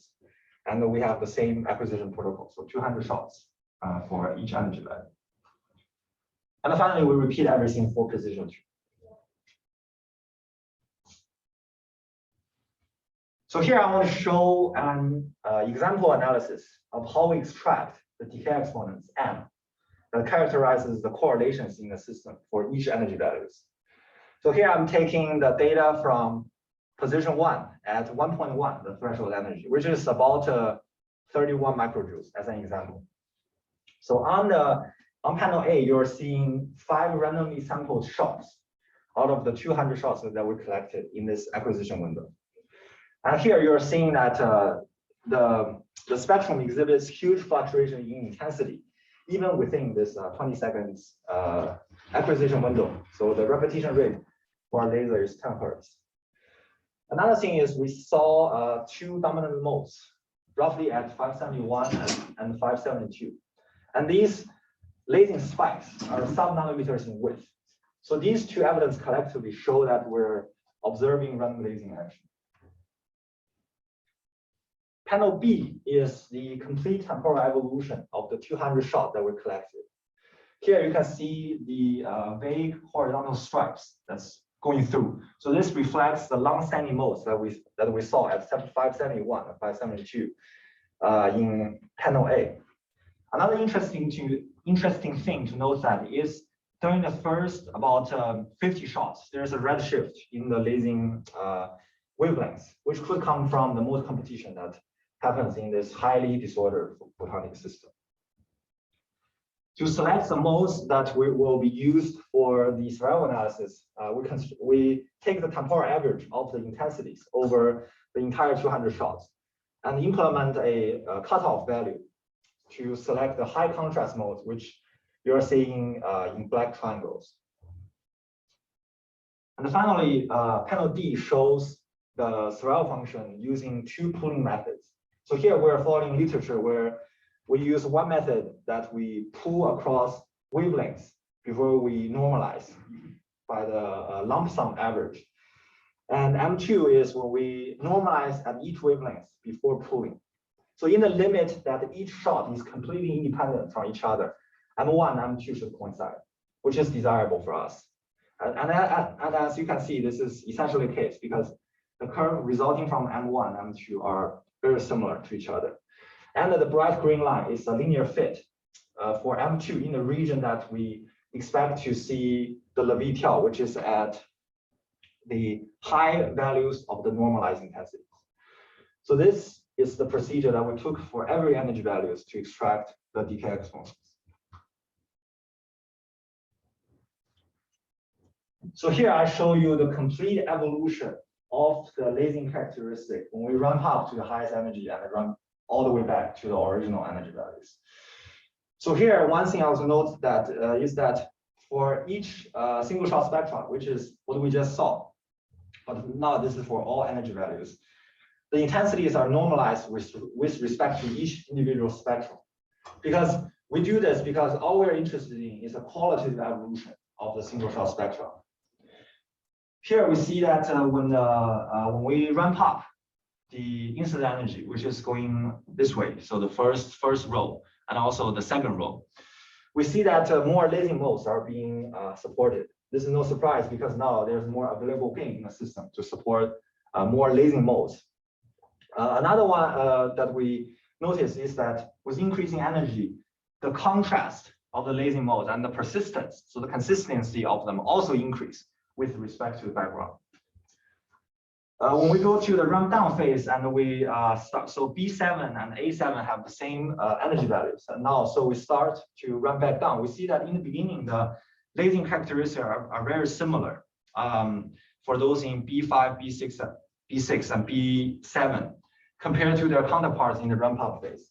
But when you go to say B3, B2, and B1, you see that the lasing becomes really, really sparse. And for most of the time, the spectrum is just silent. So here, what we're really seeing is a hysteresis in the system, in that the system does not exhibit the same response, even when it has returned to the same energy values. So there are many potential explanations for this, one of which is because the local energy density of the incident spot is really high, which could mean that we're modifying the system as we continue to expose the sample to the pump light, which could be changing the local configuration of the scatter in the system at the incident spot. Another quick thing I want to note is that A2, so this is at about 1.2, the threshold energy. This is really an anomaly because it shows great consistency and contrast with respect to the background, even at this relatively low energy values. And the pattern breaks as long as you go to the next one. So again, this can be explained by the optical tweezer effect that happens at the incident spot by our pump laser. So now once we have a qualitative overview of the spectrum evolution, we can go ahead and plot the decay exponents, which again characterize the extent of correlations in the system versus the incident energy. Here I show both positions, so both samples, and using both pooling methods. Here, the first thing we want to note is that the decay exponents in all cases are on the order of 1, which is in good agreement with literature. More importantly, we see that there's a qualitative or general trend of increasing correlations for increasing incident energy. In this case, I showed it as normalized incident energy. So, and I want to emphasize that this general increase is highly non-trivial because in all cases, the decay exponents at least doubles when you transition from low energy to high energy. And so this shows that our random laser shows great sensitivity to the input energy when it's near threshold. And even if you just increase the incident energy a little bit, there are much greater extent of correlations that can happen in the system. Lastly, we show that at low energy values, there's huge deviation or discrepancy between the ramp up and the ramp down phase. So again, this is due to the hysteresis that we've just seen in the previous slide, showing the evolution when we tune the incident energy.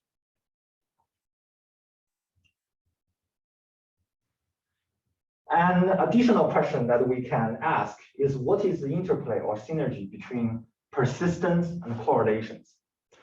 So here, as an investigative step, we can use the coefficient variation, COV, of the lasing spectrum to at least capture some aspects of the lasing persistence. So COV can be thought is a normalized version of the standard deviation because you normalize it with respect to the mean of your data set. And just like standard deviation, the greater COV is, the more fluctuation there are in your underlying data set, and that's your distribution. So here I show the calculated COV versus incident energy for both position 1 and position 2.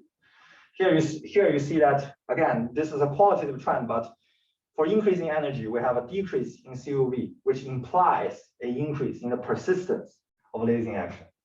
So here we actually see that the persistence of lasing action is actually accompanying the increase in correlations of the random lasing modes. And just to make sure that the lasing persistence has actually increased when we ramp up the incident energy, here we can look back to the single shot spectra that we see in the prior slide, where, as you can clearly see, the energy values for E7, the consistency of lasing action is much greater compared to those in E4, signified by these bright horizontal stripes going all the way through the acquisition window. So here, indeed, we show that the persistence has increased. So in conclusion, we have shown evidence that suggests that we can at least qualitatively control the extent of correlations in a random laser formed by this highly complex photonic media by simply tuning the incident energy. The general trend observed is with increasing energy, there's a corresponding increase in correlations of the random lasing modes, which is accompanied by an increase in the persistence of lasing action. So the outlook for future direction of this project, one can continue to look at the interplay between persistence and correlations. So one direction is to remove the plasmonic enhancement in the system, thus removing a very important source of resonant feedback and perform the same set of the experiment. So once you do this, you're increasing the role that intensity feedback plays in the system. So that could change how the correlation responds when you tune the incident energy. Another alternative is to keep the gold nanoparticles, but shift the location of the resonance with respect to the underlying gain curve by changing the diameter of the gold nanoparticles. So this has been done at least numerically and theoretically. So it will be of interest for us to experimentally explore this phenomenon in pursuit of highly consistent and correlated random lasers. So I want to deeply appreciate Professor Strongy for being an outstanding and a helpful mentor throughout this project. And I want to thank PhD students Andrew Lindiger and Jonathan Boyd for helpful discussion on the data analysis and the experimental setup. So with that, that concludes my presentation. Thank you very much. So remote attendees can either raise your hand or just unmute themselves if you have a question, but something in the room. We're listening to. Good, go ahead. Students first. Okay, I might have missed something in the beginning, but why is this like correlation interesting to you, or are there like any applications that you know about? Oh, yes. Sorry, I have to go all the way back.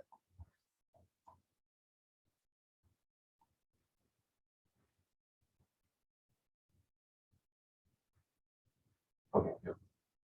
Yeah, so correlations, if you can utilize correlations, then one is imaging. So one is imaging, where I use the case of tube photon microscopy, where if you utilize a quantum entanglement, it's your spatial resolution can be achieved with much lower excitation threshold. And here is if you have a diffusion medium, correlation can be induced when the signal traverses through, and you can use that additional piece of information for your receiving antennas to discriminate between the two emitting antennas. And this is a classical case. If you imagine the quantum mechanical case, then you can imagine that if you have a diffusion medium, you can distribute quantum entanglement between two discrete locations. Yes. Yeah, very interesting work. With your hysteresis, did you ever ramp up, ramp down, then ramp up again, ramp down again? Did you do it more than one cycle? And you said that you think you saw the hysteresis because it was modifying the sample somehow. Like, can you comment on that? Like, was the gold nanoparticles melting, or what was that modification you're Yes. talking about? So let's go back.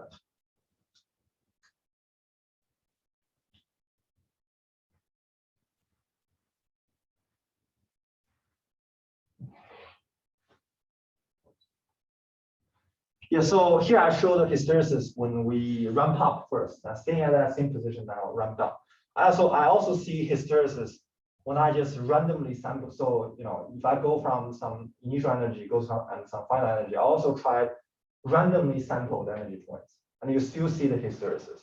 So it seems like once you hit, so we call it a wall, and then you go back, then you don't have the same thing anymore. And this is true. So that when you actually hit that wall, when you start to go back, you don't see anything immediately after that wall, like when you decrease from that wall. But here we've choose to stay in that wall so that the hysteresis is less, I guess, yes, it's less significant compared to when we hit that wall. So physically, do you have any hypotheses about what happens at that wall? Yeah, so we're thinking that once you get to some energy, let's call it threshold, then because our focus beam width is about 50 micron. So that means, it could mean that locally we're imparting the momentum. So we have optical Twitter effect, and that's actually moving the nanoparticles around, such that so once you move the local configuration, you're changing the feedback loop in your random labeling system. So that could be that would be one source that could be contributing this hysteresis. And also this is this optical Twitter effect also can explain this anomaly at A2, which shows a very intense random lasing action, but at a very low energy value. So saying it's a coincidental formation of the gold nanoparticle that just happens to support intense lasing action. And once you continue to move the gold nanoparticles a little bit, now you break that highly favorable configuration. Okay, well, I have a question, but we have no more time. We're going to move on to Noah. So.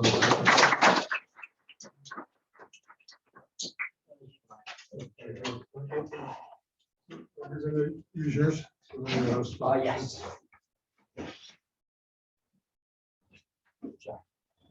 I'll share a stop. There's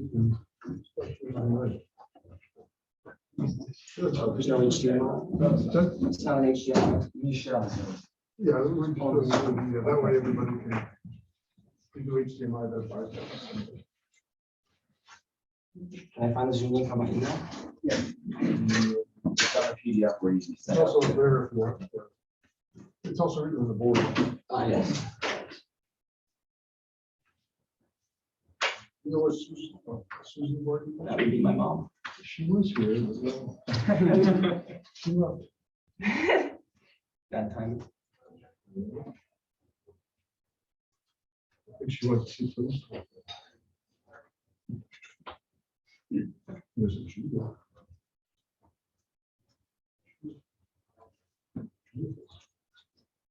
Oh, yeah, that's my mom. Okay.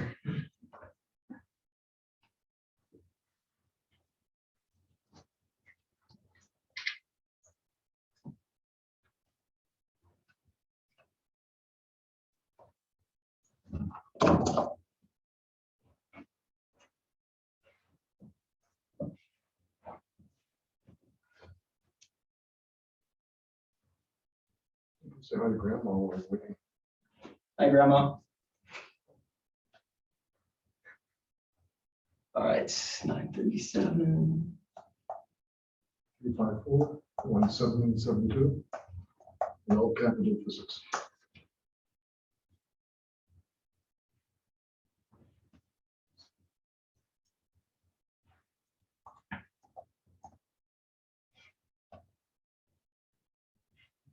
All right, that works. Share your screen when you're ready. Oh, it looks like grandpa is there too. You want to mute your mic? Yep, I got it.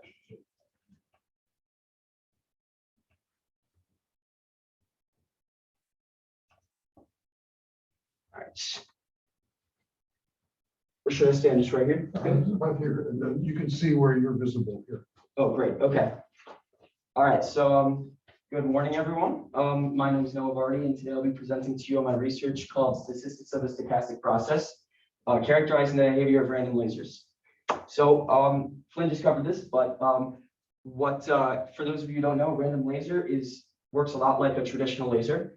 In a traditional laser, you have a gain medium, which is finely tuned to emit at one wavelength, and it exists in a resonant cavity, which has a fine-tuned length that also resonates with that same wavelength.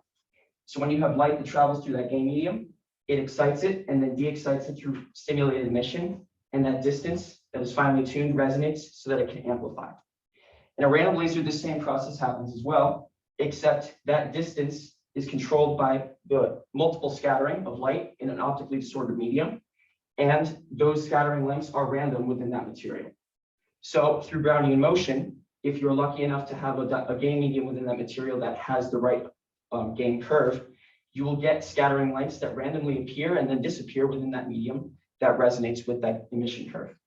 So you will get laser emission at random points and random times within this medium. So it's important to note that a random laser is a stochastic process, which, like I said, is governed by the output of random variables. These random variables, like the Brownian motion of these molecules within the medium, control the length of the scattering that goes on, which in turn controls the wavelength of emission. And that is why in a typical random laser spectrum that you can see right here, there's, instead of in a typical laser spectrum, you can see multiple laser peaks that appear in one single shot. So in my experiment, we worked to create an optical waveguide for our system because our random laser was based in a liquid crystal, so that we could control directionality of output and also potentially extend it to applications where you would need a solid state configuration. So our random laser 2 was designed as a glass fiber coated in 80 nanometers of silver. And we definitely found an increase in the directionality of our output. However, we also found a vast increase in the energy threshold required to induce random lasing in our medium. This was because our tube lengths were of order 1 millimeter, whereas the setup that, for example, Flynn was working with in his presentation was of order 50 microns thick. So the increased loss in our material led to an increased energy threshold. And we were interested to see if doping our system with gold nanoparticles would remediate this effect. We had reason to believe this because previous research had shown that gold nanoparticles could partake in plasmon-assisted random lasing, in which surface plasmon resonance of the gold nanoparticles could couple to the gain medium, and thus enhance the spontaneous emission rate of the dye within that medium, and alter the density of states so that you have increased or a lot decreased energy threshold for emission and improved mode selection. And we were interested to see if that would happen in our medium as well. So when we did this, we could clearly see with our, phenomenologically immediately that the energy threshold was improved by doping with our gold nanoparticles. However, the wavelengths that were being emitted with the system in gold nanoparticle doping versus our original system were so similar, and the spectra with viewing them one by one were also so similar that I was not convinced that I was not thoroughly convinced that there was a statistically confident way to claim improvement in mode selection. So the purpose of my project was to use an algorithmic analytical approach to obtain a set of physical descriptors that would uniquely describe a random laser, such that you could make claims based on the differences in these phenomenological observations that they were definitely caused by gold nanoparticle doping. And so using this code, if it were to work the way I wanted it to, we could essentially identify the differences and what caused them, not just that they were differences themselves. So the algorithm took a 3-step approach to each spectrum. But first, before I talk about that, I wanted to say how our data was organized. So we had 5 control and 5 experimental tubes. Control being just our liquid crystal with our gain medium inside the tube, and experiment being liquid crystal gain medium doped in gold nanoparticles. And these tubes vary in length, so we could control for the length of the tubes themselves. And they also varied slightly in diameter. However, they were very consistently around 70 microns thick. So they were, each tube was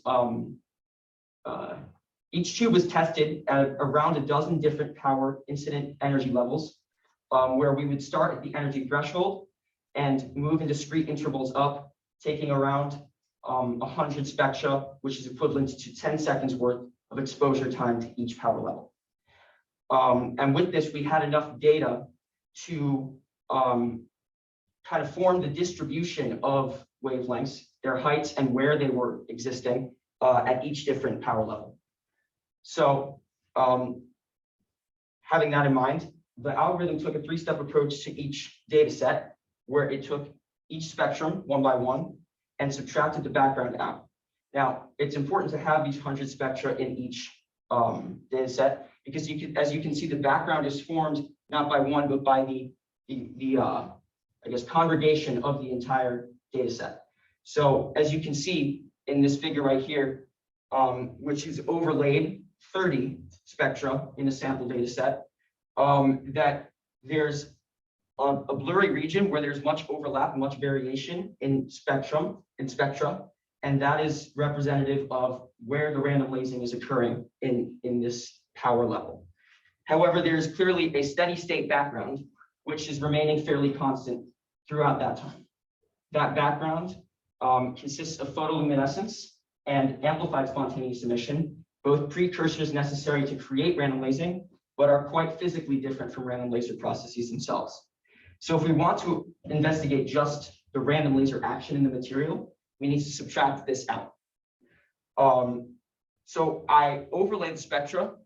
I create an artificial spectrum based on the minimum value at each point throughout the data set, and then I smooth it using a Fourier filter. And when you subtract it out, this figure that you see on the right here is typical of what you will find, which is basically a spectrum that only contains the random laser action that was occurring in the system.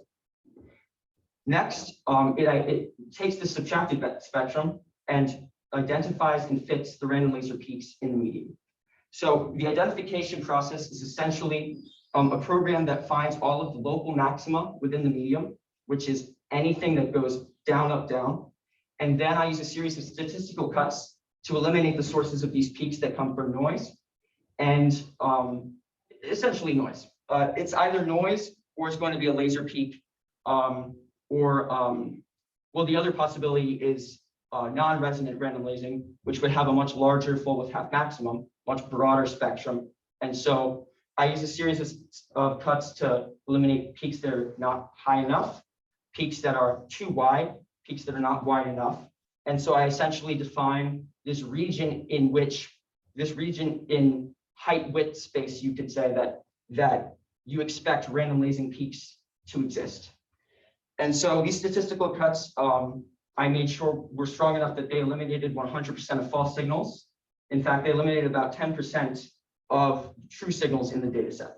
So there's some room for improvement there in terms of maybe the cuts were stronger maybe than a little bit than they had to be.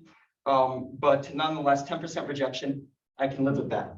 So after it's fitted and found these peaks, or after it's found these peaks rather, it then goes through spectrum and executes a single Lorentzian fit on each of the individual peaks. So a Lorentzian function is a characteristic mathematical line width function of laser emission. This is true in both conventional and random lasers.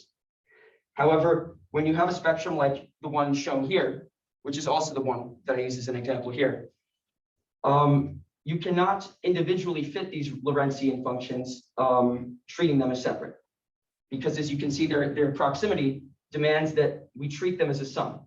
The spectrum here still has a slight background, and that is not amplified spontaneous emission. That is background created by the overlapping of these Lorentzian peaks, raising the level at which they have a prominence.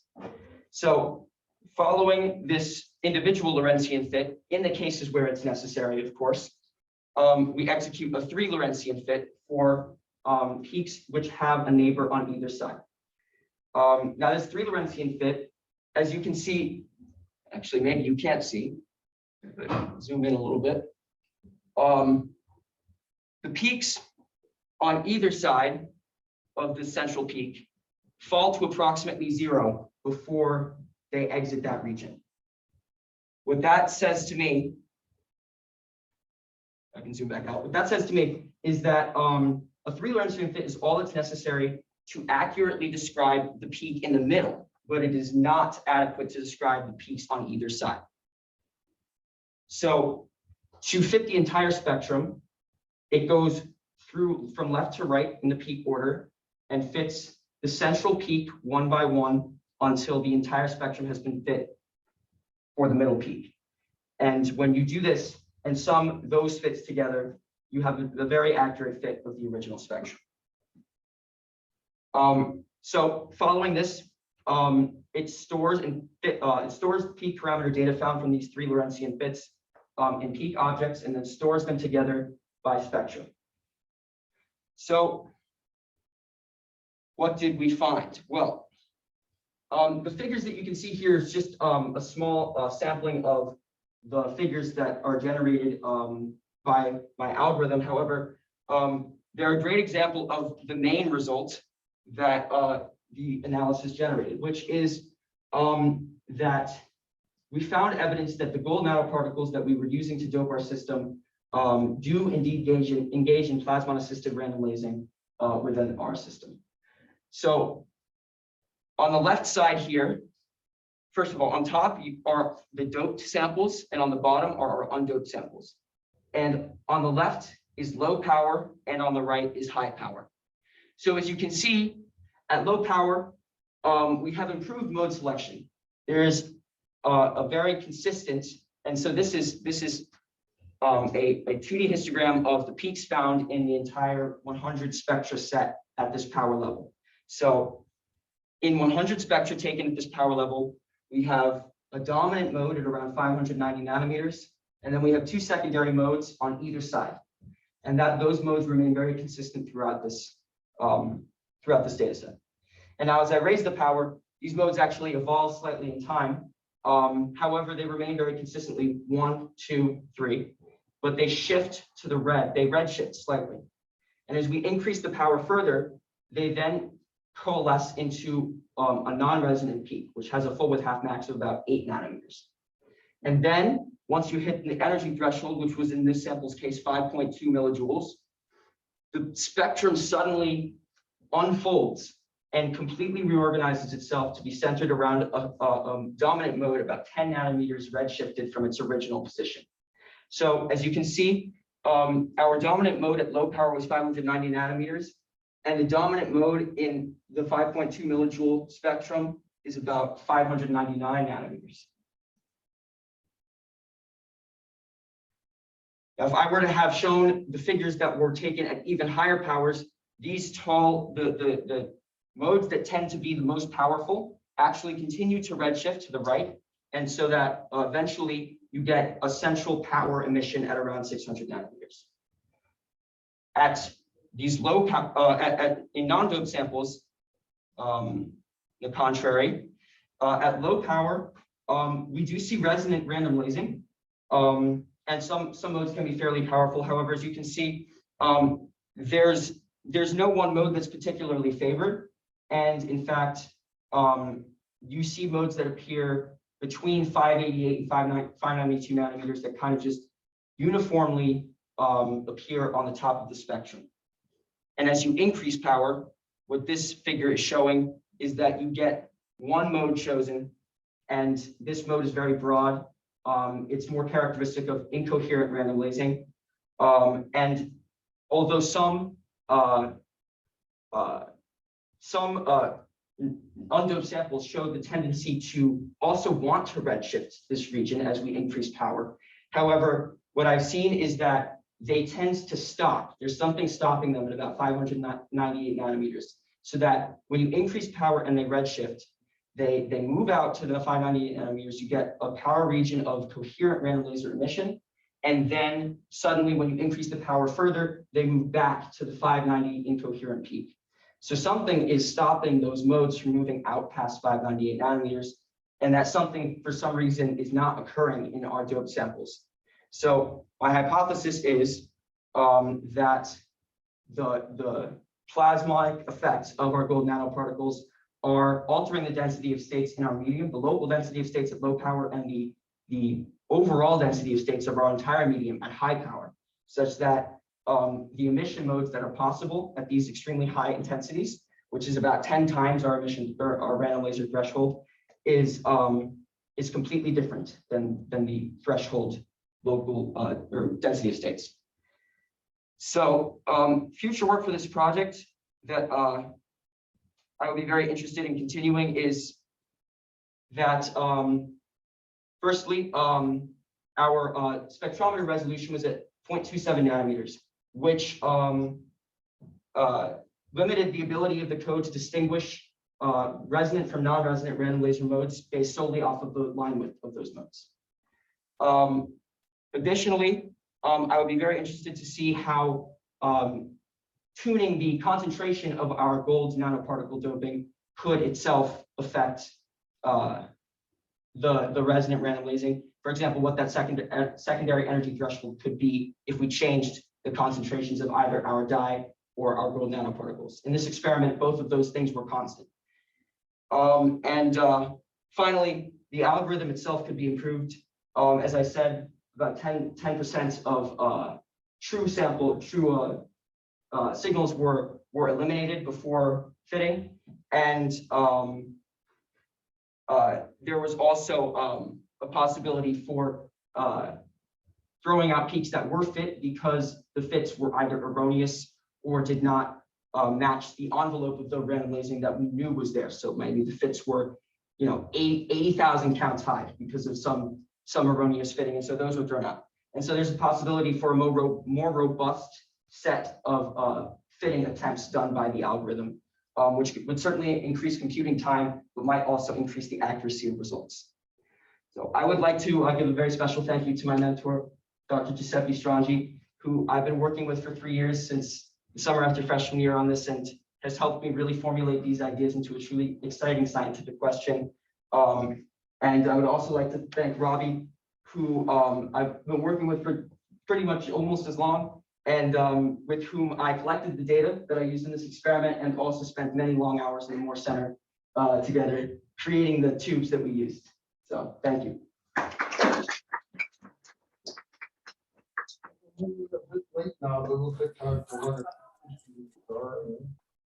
I have a question. First off, hi Noah, good to see you guys. Great project. I'm glad to see it came to fruition.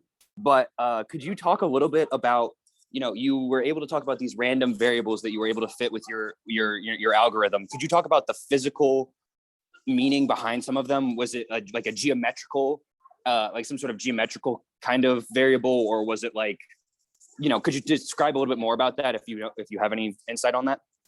So the variables themselves were, for example, like peak height and full width half maximum are the variables that we use to typically describe the nature of a single laser's emission. However, in a random laser, the full width half maxes and the peak heights are variable in an approximately Gaussian manner. It's actually not quite Gaussian. What I found is that these characteristics form more of a exponentially modified Gaussian with a sharp peak and then kind of a broader tail. And the reason for this is because I was looking at these heights and full widths at all of the emission wavelengths combined. And so basically, if I were to be looking at a single mode's statistics, I would more expect to see the height and widths to be perfectly Gaussian. Because I was looking at all of the different modes and looking at them together, it's more likely that you'll get some shorter and broader peaks on the sides and some taller and narrower peaks at the dominant wavelength. Let me just add something to that question. It's sort of what I was going to ask. In the photo emission spectroscopies we do, the width of a Lorentzian is related to the lifetime of the state. Is that true for your experiment? That would be very interesting. I am not. I'm not sure. And full width half max was. I was very interested to see what that would do as a parameter in our in the analysis. However, what I found, because I was expecting to find that the coherent random laser modes were having sub-nanometer wavelengths, and the incoherent random laser modes were having 3+ nanometer wavelengths. That in fact, what I was finding is that the resonant random laser modes were more like 1 to 2 nanometers in length, and the incoherent were more like 5+. And so I think the resolution of the spectrometer may have been affecting that. However, I would add that the central dominant mode was always more consistent and also had more resonant random lasing. So maybe you're right about that. Yeah, I think he's totally right, Professor. Chottiner is totally right. Maybe we in the future we can analyze this. Certainly. Yeah. Also comparing with the lifetime, the decay time of our states. Yeah. Yeah. Thank you. I think it's a good suggestion. Sure, we're running on 7 minutes late now. There's one other question. This is a quick one. Who was it? Yeah, I might have missed it, but how exactly are you quantifying air, or like, do you have an impression of how accurate, I guess? Have you tried this on like more data? Oh yes, I've tried this on about 5 gigabytes of data. What your question is? Do I have a quantitative number to express the accuracy of the fit? Yes, the reduced chi-squareds of these fits, when I do the 3 Lorentzian fits and sum them over, the reduced chi-squareds tend to be below 10, which I consider to be good considering the resolution and the noise level. We should probably stop so that people give Robbie his full 20 minutes, because once it's going to arrive. All right, we're gonna sound like a broken record player here in a second. And I actually have my computer. I found an error, the one I gave you, so that's fine.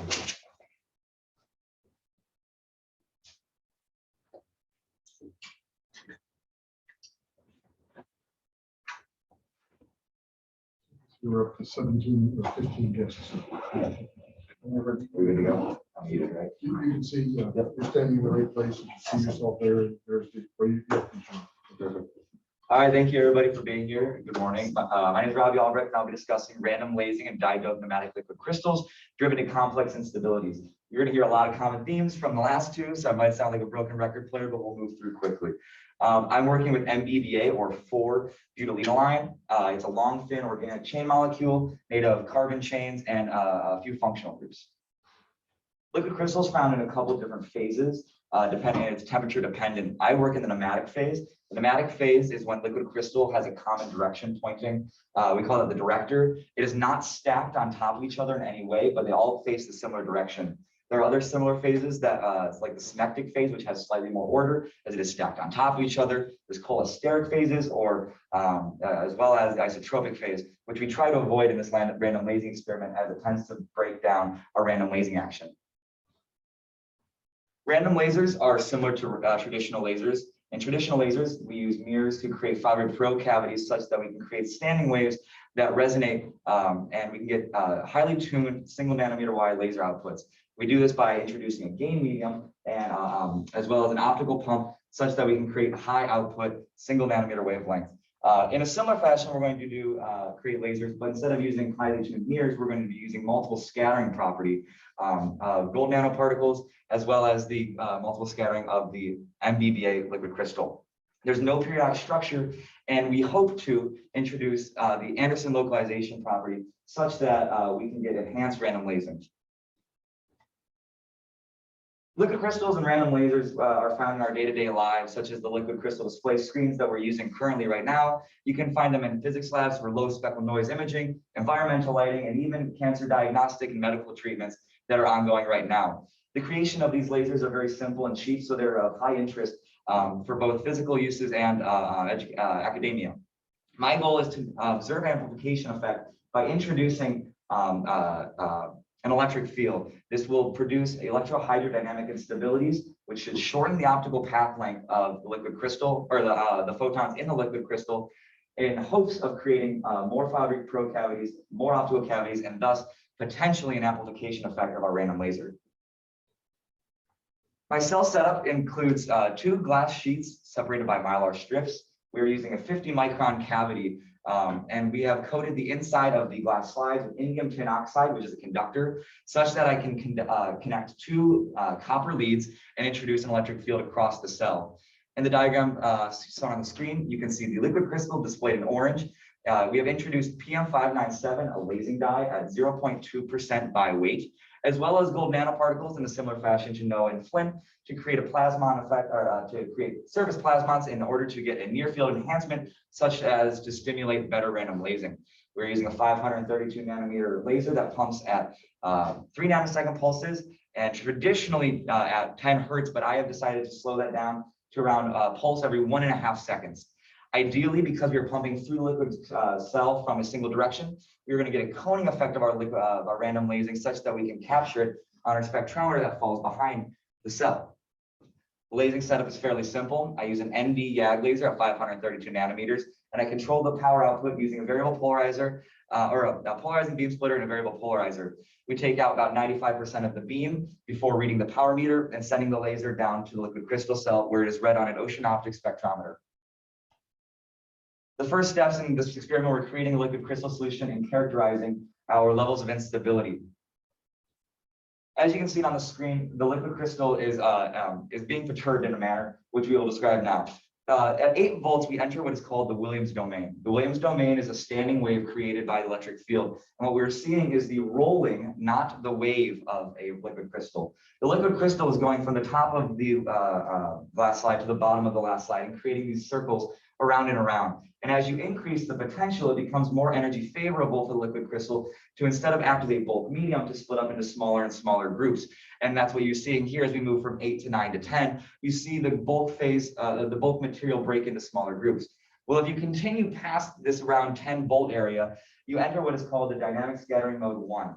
The dynamic scattering mode 1 is exactly, as I just explained, it's that breakdown of the bulk continuum. Well, you can continue moving this further and further and further until eventually you reach around 30 volts for our sample. At 30 volts, you are going to enter what's called the dynamic scattering mode 2. The dynamic scattering mode 2 is characterized by the fact that at this point, a layer that has existed on the glass slides of liquid crystal is going to be peeled off of the liquid crystal, or off of the glass slide, my apologies. There is an anchoring force that has kept a thin layer of liquid crystal upon the cell, and at this time, we are now going to have complete turbulence within our liquid crystal cell from top to bottom. Under cross-polarized light on the microscope, you can observe the beginning of the dynamic scattering mode formation. The dark cells in these photos are the regions in which the liquid crystal layer on top of the glass slide is being removed from the surface and entering complete turbulent regime. This is the area where we hope to find enhancement effect from our random lasing. As mentioned earlier, we use 3 nanosecond pulses separated by 1.5 seconds. We're using continuous spectroscopy of 100 millisecond integration, and the data is read out as TXT files. These graphs might look similar from earlier. What we were doing here is we were looking at the correlation of random lasing as a shot-to-shot image. On the left-hand side, each line going up and down is a single spectra placed to the following spectra before and after it. It is a topological heat map such that the red areas show the peaks of our random lasing, and the blue is the area where there is no random lasing. As you move left to right, or as you move to the right image, you can see the average output of our random lasing. This image is taken with no electric field. This was just a verification of the effectiveness of our solution, liquid crystal setup, and observation. As you can see, we have 4 standard modes that travel across the entire spectrum with a verification that our random lasing does indeed work. Unfortunately, at 80 millijoules, I was not able to get any results from an electric field enhancement. So I decided to turn up the power to 200 millijoules. At 200 millijoules, it saturates our spectrometer at 0 volts. So I decided to approach the Williams domain. On the approach to the Williams domain, we have a reduction in our random lasing, and we have a broadening of our fluorescence curve in our random lasing, and a reduction as well. In this case, you see 2 modes here. You could argue that there is a bit of fluorescence and a small amount of random lasing, but so we decided to travel all the way to the Williams domain, where unfortunately we have still yet to recover any random lasing enhancement effect. I have decided to lower the threshold to appear on this graph to a small amount, just above the noise. Unfortunately, or luckily for us, this was not the regime in which we were hoping to find an enhancement effect. So we continued on to the dynamic scattering mode number 1. At this point, there is a very, very small amount of laser light getting through. For the majority, our spectrometer is grasping only onto fluorescence. But we moved on to dynamic scattering mode number 2. And unfortunately here, even at this point, the scattering of the light is so intense that we are still not able to capture random lasing as most of the light is being scattered off in all directions. You can see here that I've lowered the threshold from the left to the right to include even more data, but even at a very low threshold to be included in the graph, we are not able to capture random lasing. So some thoughts about this. One point is that these liquid crystals under electrohydrodynamic instability experience a memory. So the graphs could look slightly different if you go from 0 volts to 30 volts or 30 volts to 0 volts. Unfortunately, that as tested, that did not change our results. We still were not able to achieve a random lasing enhancement effect. As you saw from the transition from dynamic scattering mode to scattering 1 to 2, there was a small increase in the amount of light that was able to get through, but unfortunately, still no random lasing. So some thoughts about what we can do to maybe further the investigation and achieve these results.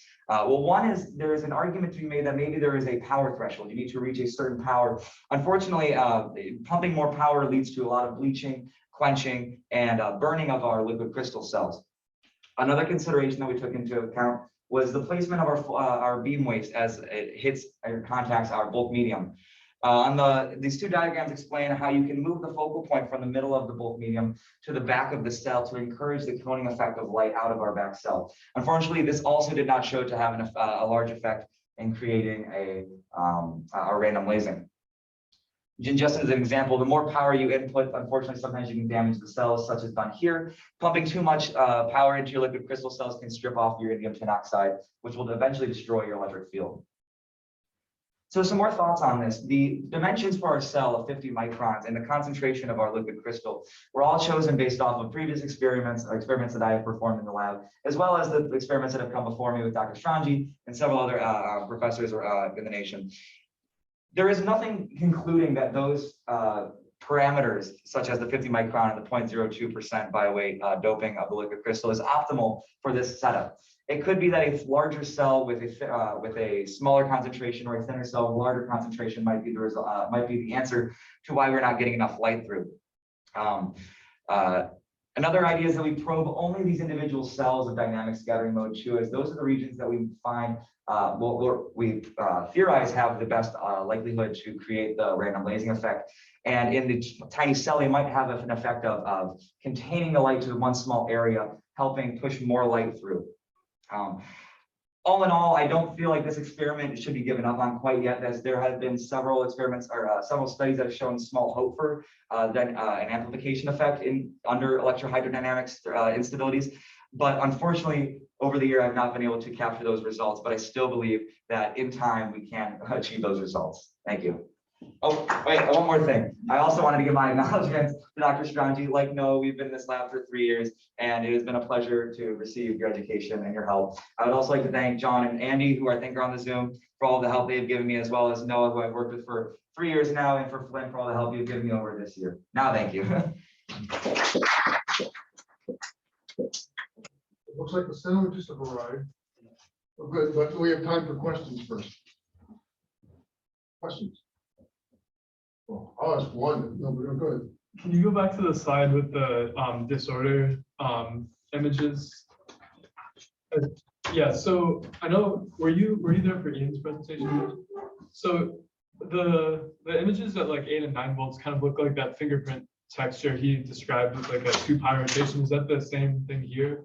Slightly. So there is a small difference, and I'm not sure if it will create that large of a difference in the presence of an electric field. But our liquid crystal slides are slightly different in the fact that when they were made, they have a grating upon them that orients the liquid crystal in a different manner. His orient themselves with the director pointing to and from the face of the glass slide, whereas mine run along the cell. I don't know in the presence of an electric field if that should make too much of an effect, as we are spinning these liquid crystals, but it could have a small enough effect, especially with the presence of the liquid crystal that lay along the slide. Interesting, thank you. So I have one question, unless there's another in the room. I have one. I'll be impressed if you can answer it. Okay. When you said that the laser strips the ITO from the slide, I would have thought the ITO would be transparent to the laser light as with the slide. So I'm wondering if you have an idea for the mechanism would cause us it to. I don't know the mechanism per se, but this is not an unusual phenomenon as the experiment that Noah and I have done. We've experienced the stripping effect as this laser is powerful enough to remove over 80 nanometers of silver off of our glass tubes. So while I do also question why it wouldn't be transparent to the light, I can verify that upon opening the cell, there is no ITO there anymore.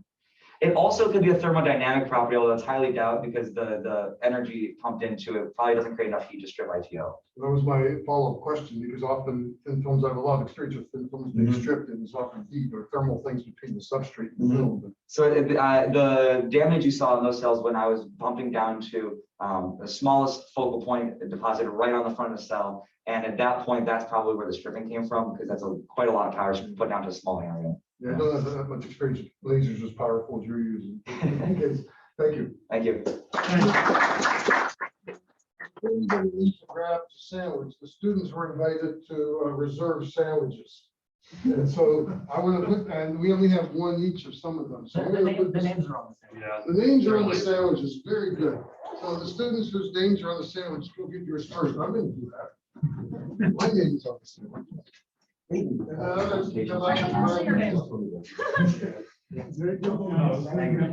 much, by the way. Are you going to be around for the upcoming May time? Yeah, sure. Yes, I will be here. I'd love to go get dinner sometime before we all take off.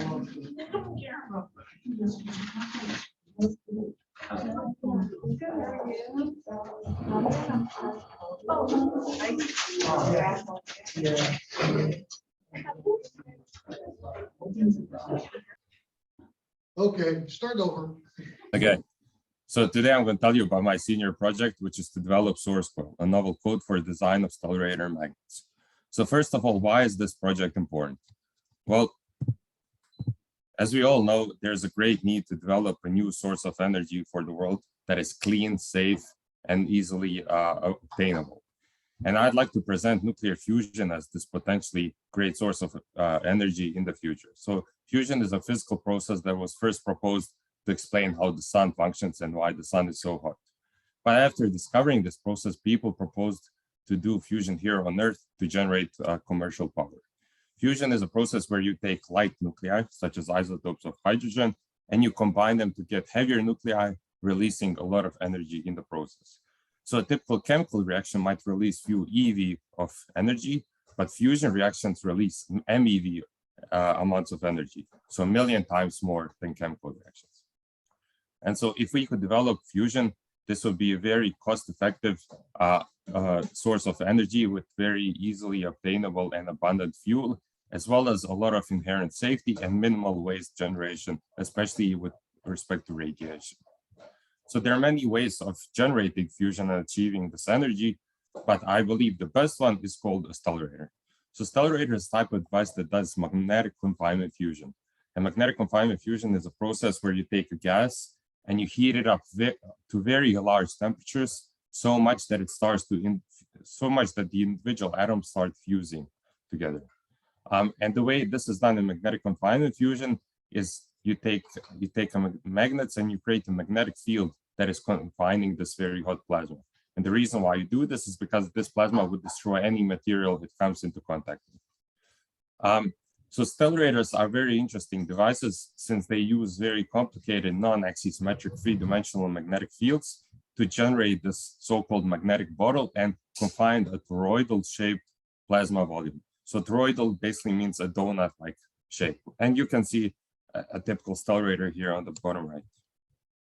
Now, stellarators are great, especially compared to some other approaches, in that they don't rely on any plasma current. So they can operate entirely in steady state and they have no major disruptions. So they're suitable to be used in scenarios such as a typical power plant you might have connected to the grid.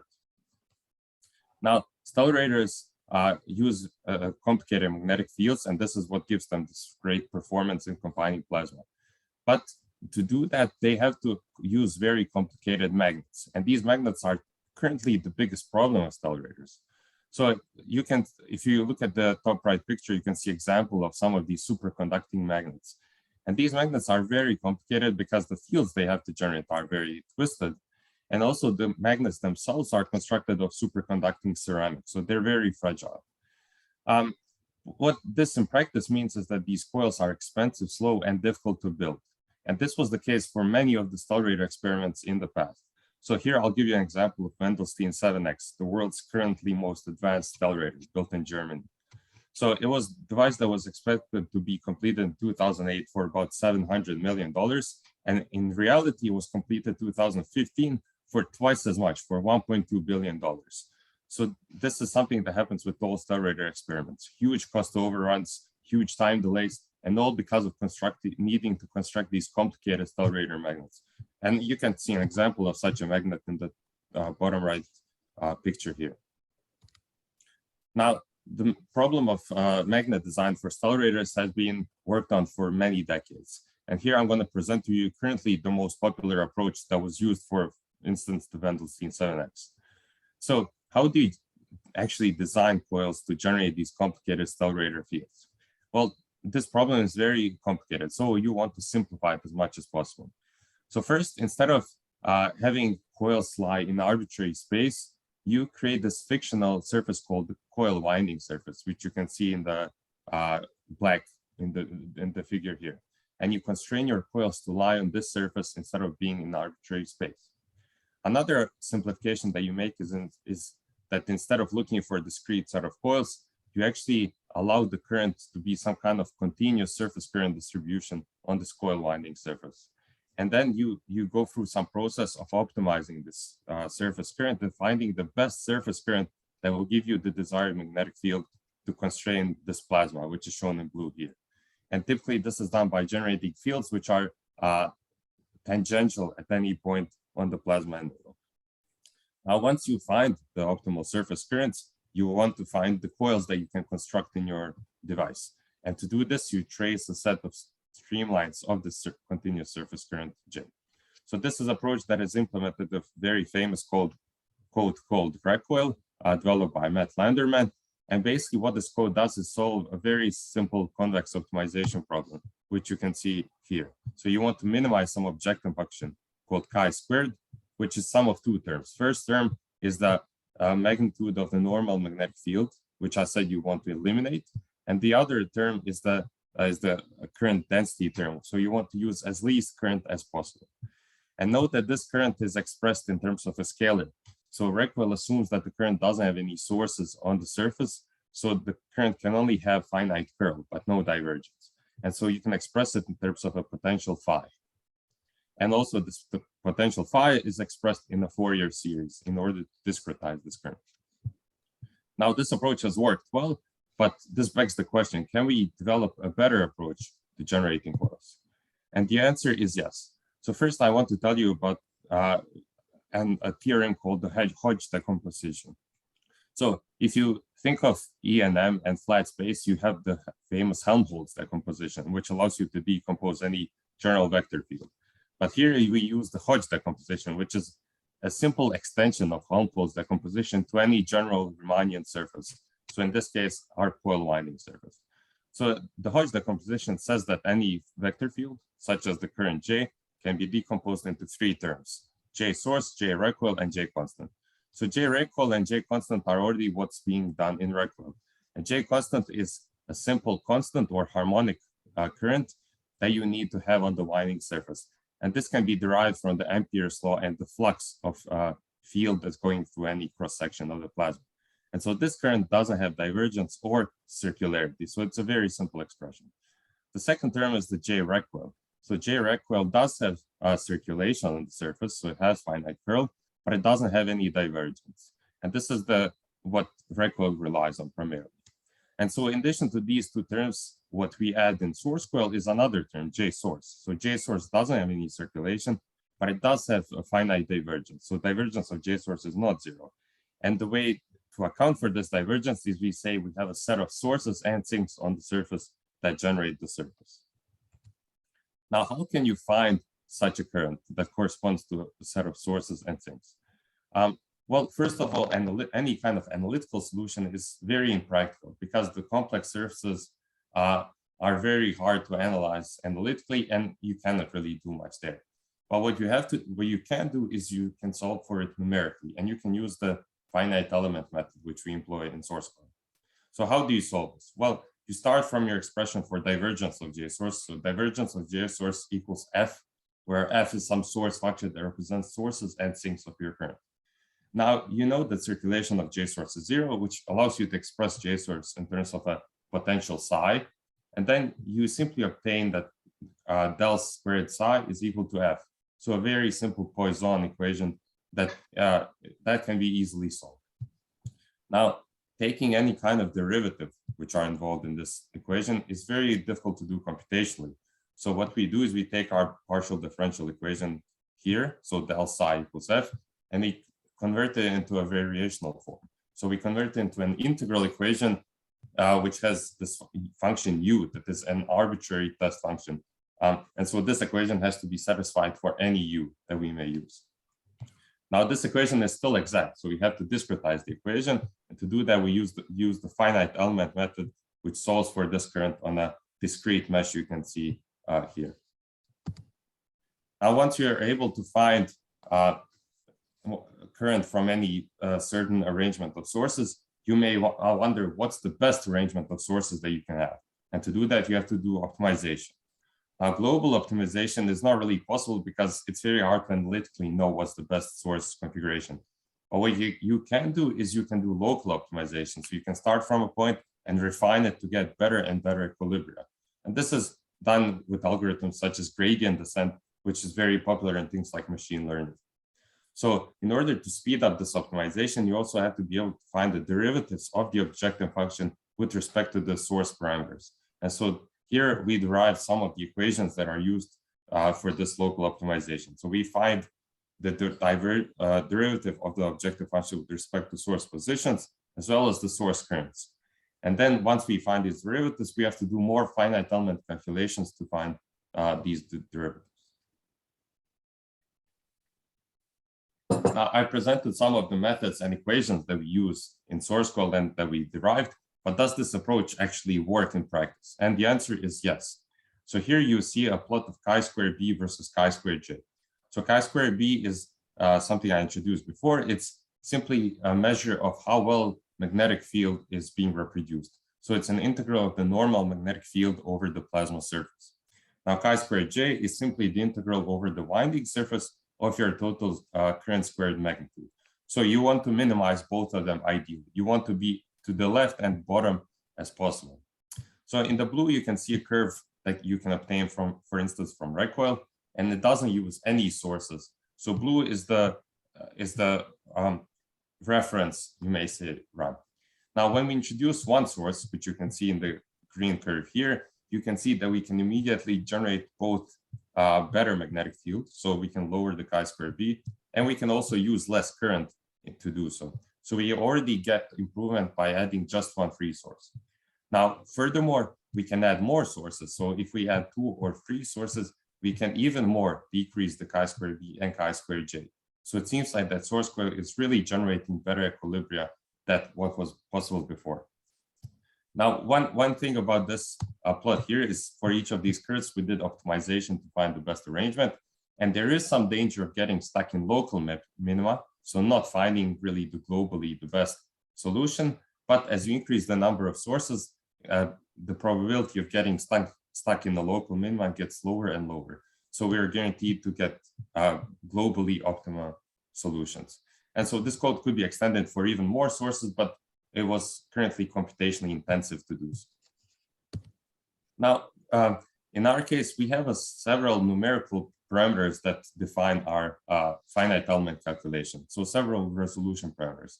So for instance, we have the parameter which says how many points on the plasma we want to take. Then we have number of mesh elements, so in the winding surface. Then we also have how many Fourier modes we want to include in the J record. Now, whenever you do any kind of numerical experiment, you want to make sure that the conclusions you reach are independent of any parameter. So here we did several scans of these parameters and wanted to see how our equilibria depends on the number of parameters. And basically what we determined is that if you increase the number of plasma surface points sufficiently, as well as the number of Fourier modes, so in this case, it's 50 plasma points and 12 Fourier modes, then your solution is independent of exact mesh size you're trying to use. And this is great because then when you do optimization, you can run it with less mesh elements, which makes it much faster. Now, how does source coil actually improve the equilibria fields? And this is something that I personally found very surprising. So the way source coil runs is you first find the normal magnetic field from the plasma and the J constant, and then you find the optimal J source, so optimal source positions. And after that, you run recoil to find the J recoil, which gives you the total B norm. Now, what was surprising is that after finding B norm from plasma and J constant, so when you run finite element calculation to find J source, error actually increases at start. So you get worse equilibria at start, but then when you run recoil, you're able to decrease this much more than the original reference case without sources.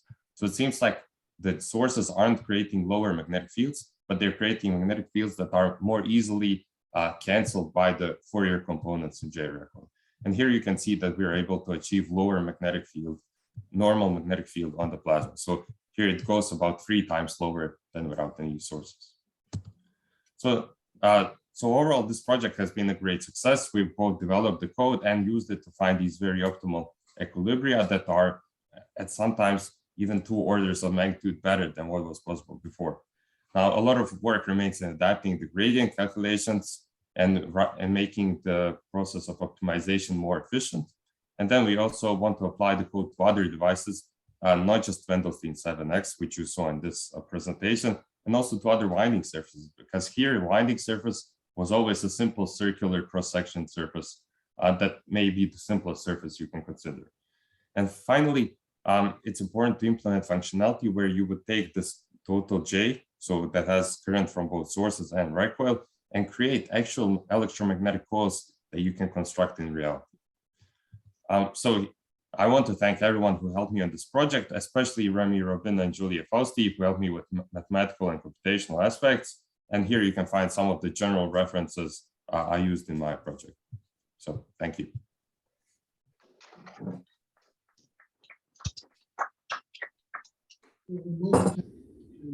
Simply unmute themselves and ask questions or raise their hand. Anybody in the room have a question?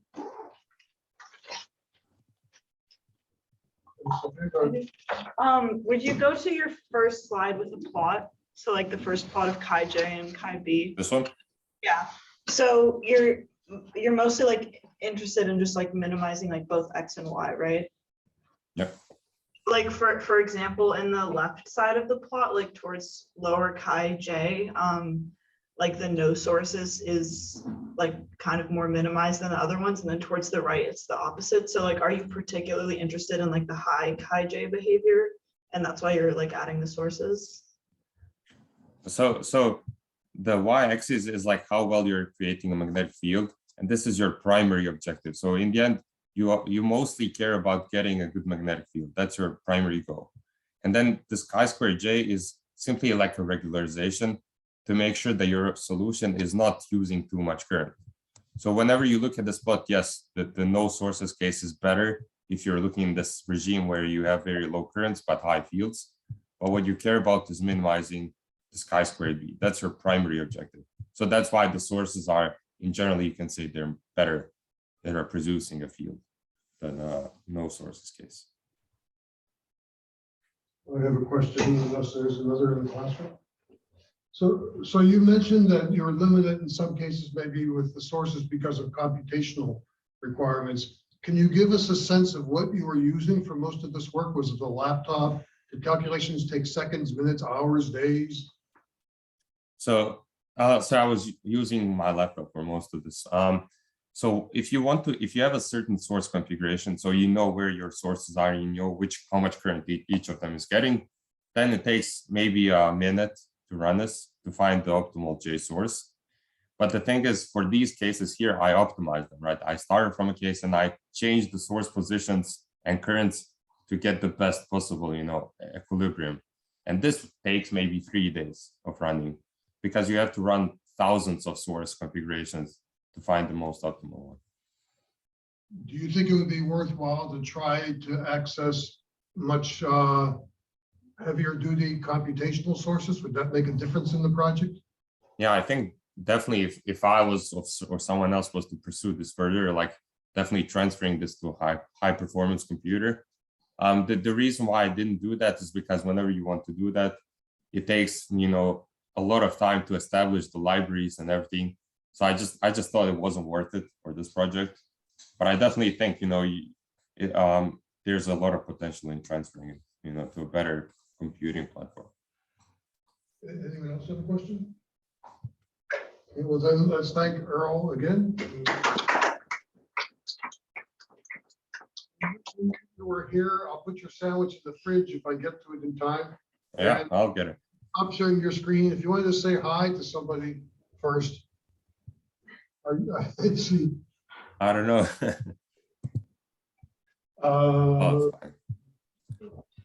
Oh, Duncan's up next.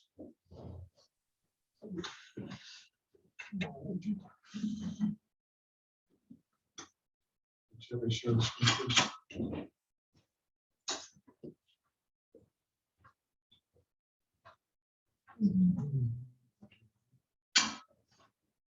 So you can see the room view from here. So where you're standing is great. That's you.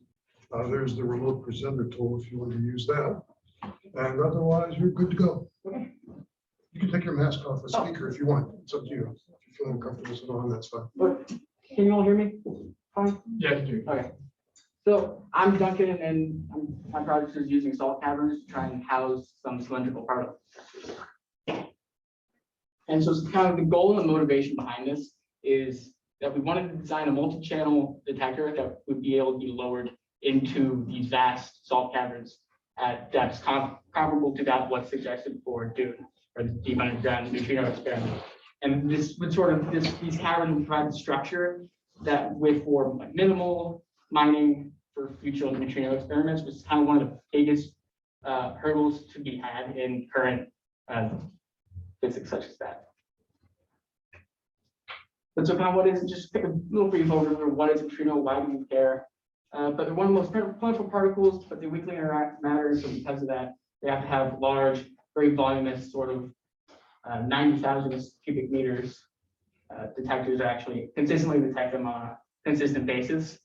But we also believe that if we kind of detect neutrinos and see them more often, then we'd be able to potentially see like the formation of a black hole, which hasn't been seen before.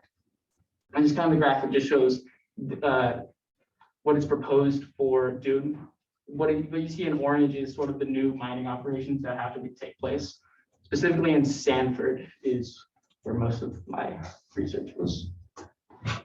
So, just kind of continues to give a little time frame on kind of the scope of what these current projects actually take to actually come to fruition. But the detector in Sanford area will be around a mile underground and needs around 800,000 tons of rock to be excavated. And this is like in a conventional manner. So when you think of miners with pickaxes, essentially what's going on. But it also has a huge monetary and time cost. So just the mining alone at Sanford will cost around $300 million, as well as it's been nearly a decade in the making, and they still haven't broken ground necessarily to actually start putting in the detectors. So it's been also delayed with COVID, as most sort of construction jobs typically happen. And so my project's really is aimed to reduce these drawbacks by essentially utilizing just infrastructure already available. So just kind of briefly touching on how these salt caverns are made with solution mining. So to start, you drill a 20-25 centimeter borehole to the depth that you want to be, and then you pump in hot, fresh water to actually dissolve the salt. Then you pump out the brine once the salt has been dissolved, and then you are left with an empty salt cavern at a depth that can range anywhere from 200 to around 2,000 meters. I think Dune is at a depth of 2,100 meters, give or take.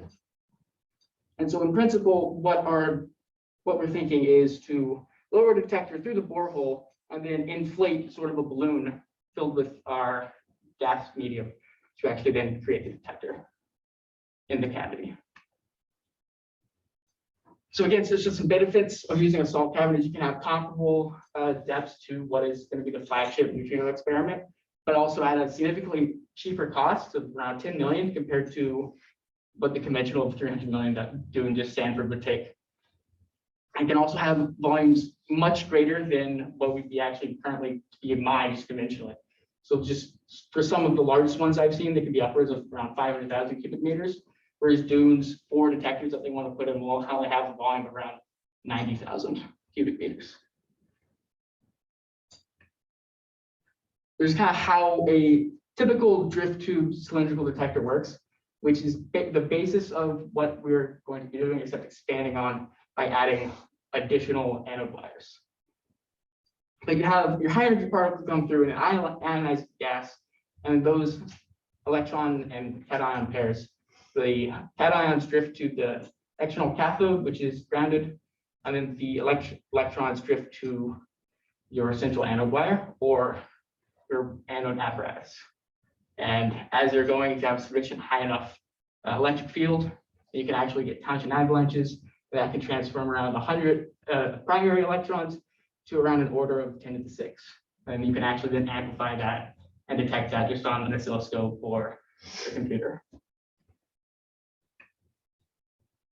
So kind of the experimental setup for our test xenon field detector, and what this was really designed, purpose behind this was to confirm that one, our circuit's working, our technology is working, we have enough cables, that sort of stuff, as well as making sure that our interfacing between the digitizer and the computer are actually functioning. So when we want to try in our custom detector, we have methods to troubleshoot.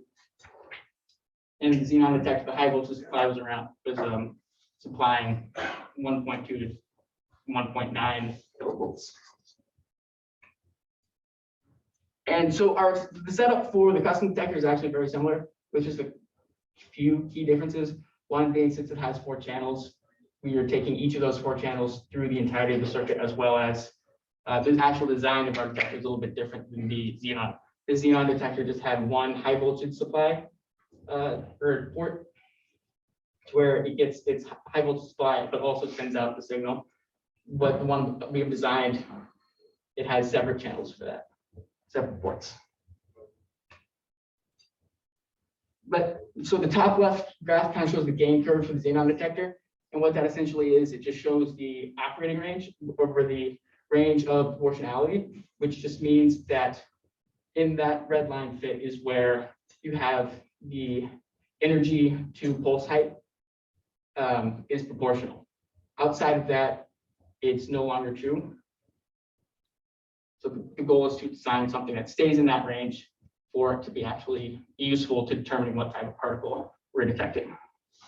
And we kind of expect to see something comparable for the custom detector. We haven't quite gotten there. This is just kind of a cartoonish, this general schematic of the detector. But in principle, there's two, say, 5 voltage adapters, 4 BNCs.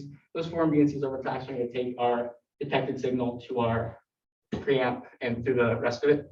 And we had to design 3 PCB boards, each serving a kind of different function. But in principle, we have the red wires for the anode wires, which would be at a voltage around 5.5 kilovolts, whereas the central conducting rod as well as the black guide wires would be at a voltage of around 4.5. So then you have about a kilovolt difference between the two to actually help enable promote electron gathering. And then we're also going to lower this then into a cylindrical vacuum chamber with a diameter of around 6 inches. And so that's kind of the main constraints of how this was designed for, with P10 gas, which is 90% argon, 10% methane. And we're thinking about having an overall length of around 12 inches for the actual anode wire assembly. There's kind of a little bit more detailed view of the top PC board, that most of the project was actually around designing these. In the process, it was had to learn a few open source design softwares, as well as actually just been optimizing the shapes, the sizes, the locations of the components to actually promote it to work. But the red arrows point to the drift holes where the BNC bulkheads will be placed to then connect it to the rest of it. The black arrows are the SHV. The blue arrow is the SHV for the guide wires and central conducting rod, with resistors selected of around 100 mega ohms and a capacitance of 220 picofarads. This because the preamp that we're using only allows a highest voltage biasing of 2000 volts with a board diameter of 5.5 inches. So we actually have some play with actually putting it into our vacuum chamber. If we need to, we can also just retrofit it to rest it on top. This a little bit closer look at the middle PCB board, which the box copper solder pads are for the guide wires and the red are for the anode wires. And this was sort of designed to be equidistant as well as maintaining the sort of general principle of what we want to do with a smaller diameter, around 1.5 to 6 inches. That's because it needs to be smaller, so there's actually enough room in our vacuum chamber when it's filled with gas for the electrons to drift and cause tangent avalanching to actually get that promoted electron count. With a central hole diameter of about 1/2 inch, this is basically just to add rigidity to it, as well as pretty much just out of ease of selecting a metal rod. So the bottom board, this is actually the bottom view. So what the plan is to have the wires go under and then rest on a spring to help manage the actual tension. So the tension of your anode and guide wires are not uniform, then the actual electric field around them will start to contort, and that can actually affect your readings of the detector. And again, it's just the same diameters as the previous one to keep everything as symmetrical as possible. But one thing that is missing on both of these are little cutouts to actually guide the wires into the position without having to just do it by eye. And then some future work is actually kind of assembling all the components of the detector and then actually hooking up, turning it on, and see if it's actually doing what we expect it to. This sort of geometry hasn't been done before, so there's not a whole lot of relative literature on what we should expect, if we need the guide wires actually, or if we don't. It's heavily dependent on the actual geometry. And actually just been finally experimenting with an inflatable cathode shell. Right now, it's just the physical solid vacuum chamber. And that's my presentation. Any questions? Questions? remotely. So I have one, I'm still not sure I understand the overall picture of the plan. You're gonna have some, how big will the balloon be if eventually in diameter? So hopefully it along far enough, it would take up majority of the free space of the cavern. Well, how big is that in diameter though? Do you know? Not off the top of my head. 10 meters, 100 meters? Yeah, probably. I think it's also dependent on the actual cavern that you want to put it in. If you, yeah. But you'll just have one of these things you're developing in the middle. And I'm curious, then that means that we need much larger voltages because the distance is so much further. Yes, that's what it been scaling up. That's true. But our main for this project is to actually see if this geometry is feasible, because if it's not actually going to work with the 4 nanowires, then it's kind of a moot point. But if right now you need 1,000 volts, then you might need 100,000 volts eventually. So Typical drift tube operation, the difference between the cathode and the anode are around 1 kilovolt. Right. So but over a small distance. Correct. It would be possible. I'm not certain off the top of my head though. Okay. I know Professor Monreal is here. I don't know if he wants to say anything. You can unmute yourself. But does anyone else have questions? Comments? Okay, well then, thank you again. And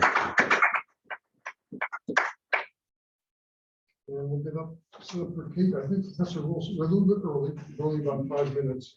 Professor Roll is available. I don't know if you're expecting anybody else. I am. There, are they here yet? No. Well, we can dawdle a bit. Actually, I'd like to go set some of the sandwiches over in the fridge to preserve them, but let's get, you're using your own laptop, right? Yeah. So why don't we give people a chance to join who maybe waiting until your scheduled time.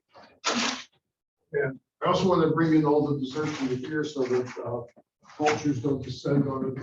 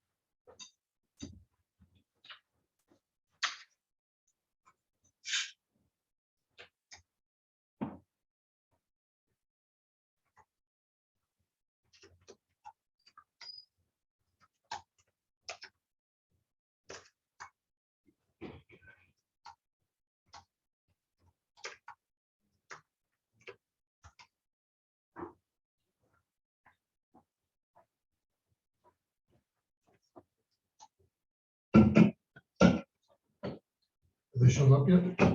No, not yet. I just texted them to let them know that they'll be gone in a second.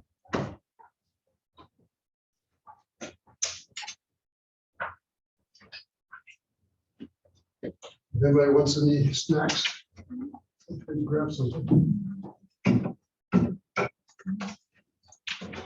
I steal the screen sharing box? Yeah, you should be able to screen share. Did I already stop my share? I just want to make sure it's okay. Yeah, I can't. Oh, let's see. It's not stopped. Okay, you should be good. Sorry.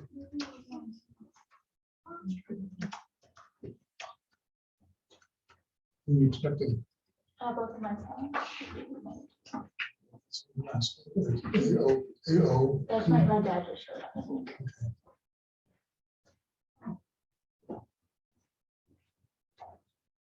It's going to start from. It's a couple of words. Why doesn't that show if it's supposed to be on there?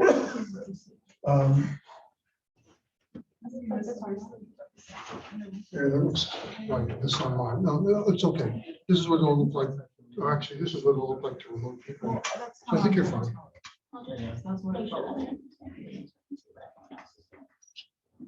Was this a PDF? Yeah, it's a That's PDF. probably, the PowerPoint works better. I can't handle the LaTeX. If I move the LaTex Right, into so- PDF form, it Yeah, doesn't I like it. think your problem. PDF has other problems. Like this. But it's okay. It's still perfectly visible. It would have taken me a long time to do type of No, everything. no, that's fine. PDF works.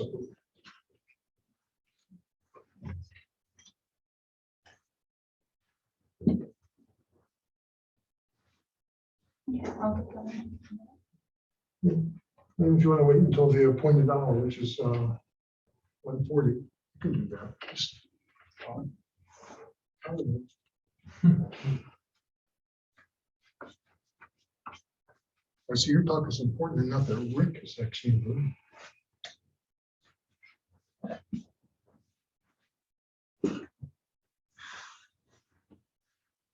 Is Rick assisting with your project? She helped in making, I believe, these as well as part of the manufacturing process, which I sadly had to cut out of my talk for time. So, Okay, you got your results from 20 minutes ago? yes, yes. Good. No, the last minute run didn't work. I had to run down to the lab to make a measurement during the first break. 20 minutes ago? Well, I just had to make sure I knew the exact length of the distance between the panel and the. Are you going for the record for the?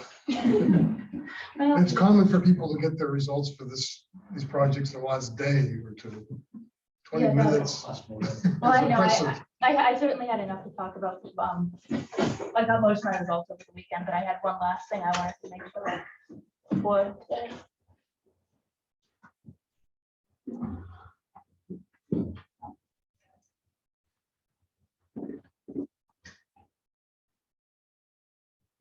I can get by. Okay. I don't want to cheat everyone. Okay, so I can hear me? They can hear you now. Okay, perfect. It's over the speaker. It all works. Thanks to you. Okay. Hi, my name is Kate Ogan, and I will be presenting my senior physics project on testing, modeling, and manufacturing baffle panels to reduce the impact of side lobes in cosmic microwave background telescopes, which I know is quite a mouthful of a title.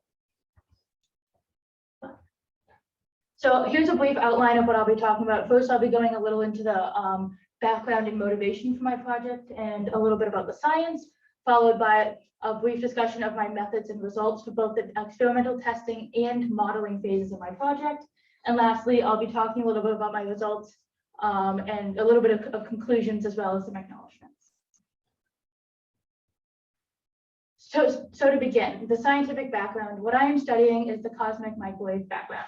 This is the afterglow left over from the Big Bang. It is the oldest and furthest light we can see.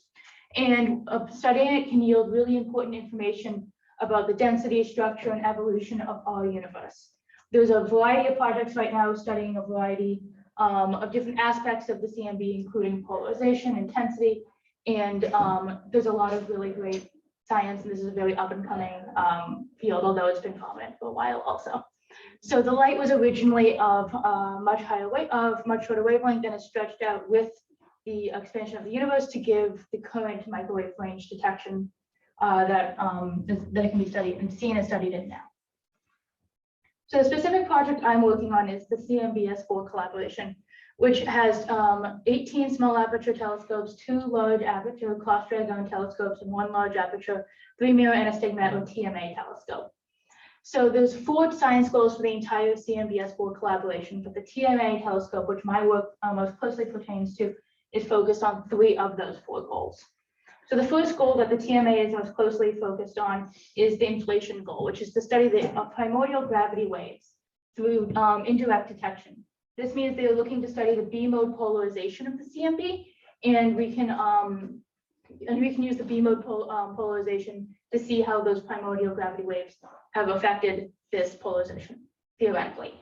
And the second goal is ultra deep field matter mapping, which is matter mapping baryonic and non-baryonic density fluctuations throughout the universe by comparing the density of ionized gas to the density of total mass in the universe.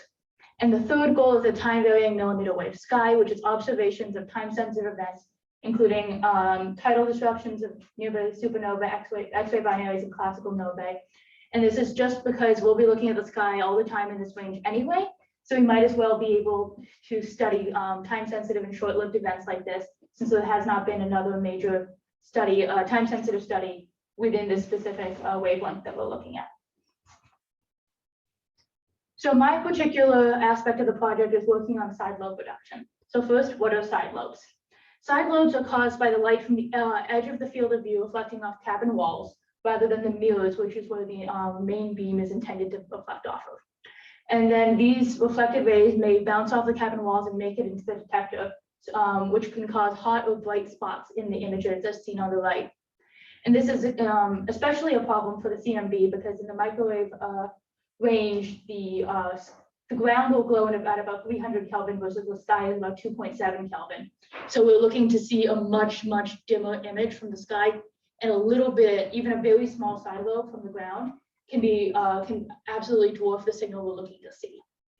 And as you can see in figure A, it was mostly blue rays, which are the ones coming off the mirror and for the most part bouncing off, coming off the sky, bouncing off the mirrors and for the most part making it to the detector. But you can also see that there's a singular green ray, and that's an example of light that comes in from the edge of the field of view, bounces off the cabin walls rather than the mirrors, but still makes it into the detector. So that's what we're looking to mitigate. So how do we go about mitigating this signal?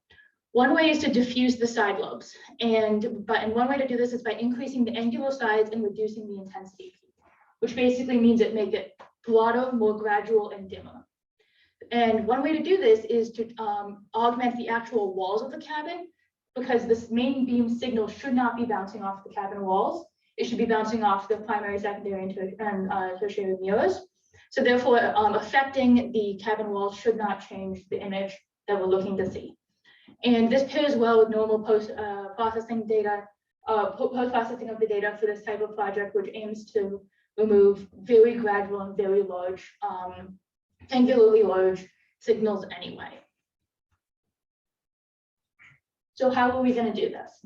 One way to do this is to coat or attach these baffle panels to the surfaces of the cabin walls. And these are white noise scattering surfaces, so they are made of Gaussian white noise, Fourier transformed, frequency limited, and then inverse Fourier transformed to be able to make panels like this. And I have a sample which can be passed around. This is just a sample which is broken, and it's much like the sample we actually have in the experiment. So these are aluminum panels with a maximum peak-to-peak amplitude of about 1.4 centimeters. And you can see the height map model of it, as well as a picture of an actual sample surface that we're using. So how did we do the experimental test? We took those panels that you just saw and used the setup shown in diagram A, in which we have a gun oscillator frequency source and pointed head on to the sample for the testing I did last summer. And then we swept a detector diode out around at about a 0.85 meter distance and was able to collect the intensities as we moved around the detector. And you can see in frame B, which is my experimental results, that the most frequency was seen around 10 degrees. We couldn't get the detector closer than 10 without accidentally hitting it on the frequency source. So our measurements are at 10 degrees. And we can see that there's the most intensity there, and it dies off as you go to wider angles. So really wide angles would be nearly parallel to the surface where you would expect the least reflection. And if this surface was a mirror, you would expect a delta function at 0 degrees and no reflection intensity anywhere else. And that's great that we do see a broad spreading of the light reflected, and it's not all the power is coming in from a small angle, but we do see some really interesting bumps. And these seem to be pretty similar for most of the frequencies, and they seem to be pretty prominent in very large features. So we do not believe that these were just random issues that were coming in from the setup or anything like that. We thought this may be a phase effect or something like that. And this is especially prominent when compared to letter C, the comparison to the previous ZMAX model, which was a previous computer model made to just do a scattering profile of the surface. And this does not take into account phase effects. So you can see that the orange line, which is the experimental data, has those broad peaks, and the original model does not. It has a little bit of a dip, but it doesn't line up with the it doesn't line up at the right angles. It doesn't have nearly as much of a variation from what we expect. And although we do see that the data fits really well at larger angles. So I set out to make a model to explain one possible cause of this, which is constructive and destructive interference from waves of different parts, waves being in different phases when they hit the detector. And we think this may be a part of the issue because that's what this previous model did not take into account. So I created a Python phase-sensitive ray tracing program. So I made a model for the white noise scattering surface, which had already been done by a previous student, and then I did a manual Fourier transform technique to find the surface heights and derivatives, and I did this rather than the np.fft.ft2d pre-made package, because it allows me to not only calculate the Fourier components at the pixel centers on the array, but I could send in rays at any random location on the surface, and it would be able to give me a continuous output, so it doesn't just take the pixel centers. And that's great for being able to put in enough rays to be able to get a really smooth image and to be able to get enough data points per bin later on. And so I did this, and then I determined the surface normals and angles from there. And then I determined the optical path length from the light coming in all the way to the point where it's reflected and then lands in the detector. And then I added those all together to be able to determine some constructive and destructive phase effects. And the key was getting a large enough number of rays to have bins smaller than 1 degree by 1 degree. And on the bottom is a little sample of the manual Fourier transform math that I did. And it yielded this. So the equation you saw on the last slide was able to determine the height maps, which is the first plot on there, the f of xy, which is the same plot you saw earlier when simply just graphing the height map of the surface. And then the second plot is the second and third plots of the derivatives with respect to x and y, and the math for those are shown below. So being able to calculate this derivatives of the surface allows me to calculate the slopes and thus the angles. So the first graph, A, shows the normal angle, the surface normal for the polar angle, which is the angle from 0 to 90, 0 being head on to the surface, 90 being parallel. And B shows the surface normal as a neutral angle, which goes from negative 180 to 180 degrees, which we would expect. We do expect the light to be reflected evenly in all directions around the surface in that way, so that when you spin it, it shouldn't be much different. And you can see that that is shown in C and D. So C is the distribution of the rays from the polar. And you can see that most of the number of rays is coming off around 45 degrees, but that does not take into account the actual power per solid angle, because not all of the bins are of the same size. So that these are just shear counts, which is a Gaussian as we would expect. And then in D, you can see that the intensity radially is pretty much equal in all directions, and there's just very small deviations there. So then I had to solve for the intersections between rays which bounce off the surface and an ideal detector sphere. And the detector sphere is basically a pixelized hemisphere at about 0.85 meters from the center of the surface.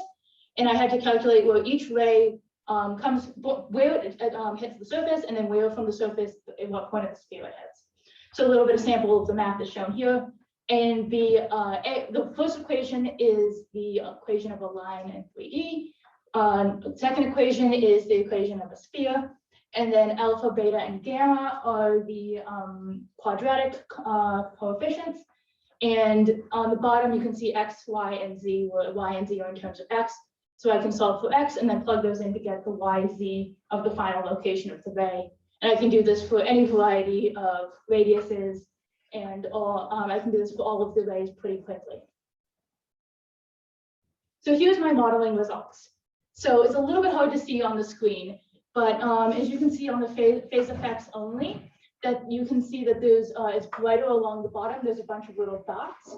And that's the intensity due to the, only accounting for constructive and destructive interference. So you can see that most of the rays do reflect in the 20 to 40 degree range, which is pretty close to the, which is closer to the head on than it is parallel. And it dies off as you go closer to parallel to the surface.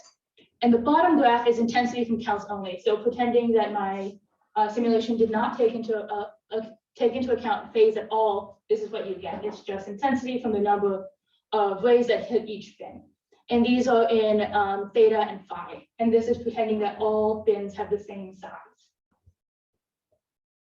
So here's another view of that, which are the radial views. So again, you can see on the left that most of the rays hit pretty close to the center. And this is what you would expect, that most of them come straight back. And again, on the right, without any of the phase effects. And you can see that it dies off as the polar angle gets larger. So here's what we're really excited to see, which is comparing the models to the experimental results. So you can see that the blue line is my ray trace model. The orange dotted line is the previously made ZMAX model, which did not take into account phase. And the red line is the experimental data. So they don't line up great. But you can see that my model, with including the phase only, which is, this is not the counts graph, this is the phase effects graph, does have some bumps. And those bumps could be somewhat correlated to the bumps we are seeing on the experimental data, but we cannot yet conclude that. These results, we haven't had enough time to analyze and be able to come to a full conclusion, but you can see that my model does provide some bumps and peaks in the data that the ZMAX model does not. Additionally, at large angles, my model agrees pretty well with the ZMAX model, but we did see more scattering at large angles from the experimental data than either of the models. So that's something we also have to look at more. So here are the conclusions. For the ray trace model, the initial results do look very promising, as in they do show peaks that the previous model didn't, but there's far more analysis needed. And we need to run, some of the questions are, why is there less high angle scattering than the experimental tests? Where are those rays? And especially because the angles plots did show some high angles greater than 45 degrees, which should result in rays reflected nearly parallel to the surface. Where did those go? Is it simply that they were dwarfed by the number of counts near the specular peak, or that needs a little bit more thought? And then also, the prominence of the peaks heavily depends on detection distance.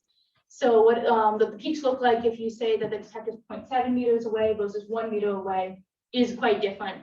And I actually, in fact, had to run into the lab today to verify the exact distance so I could get the right parameters plots and to show you the most accurate data. And there's also some future considerations, which is verifying that the cause of the peaks, which is part of the purpose of my simulation. And we can do that by saying, is my simulation actually proving that the peaks are phase effects, since we do see peaks in my simulation, or is it something else, or is it part of the reason? As well, and this can be done by adjusting the intensity maps to account for bin size, testing more incident angles, although all the plots that I did show already have 375,000 rays and bouncing off half-degree size bins.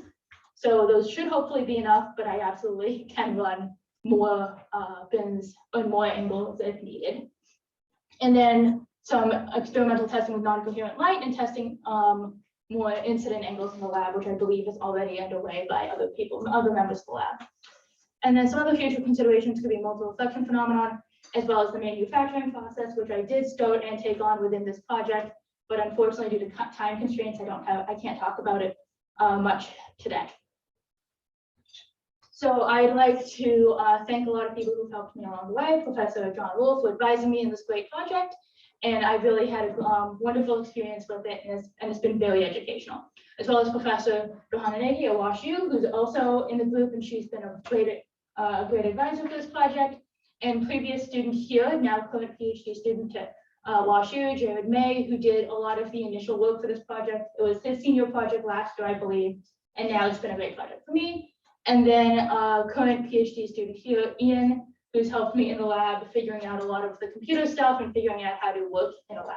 So thank you to them, as well as the DOE and the NSF for funding the CMBS school experiment, and the Case Source Office for a Summer Scholar Award and travel funding.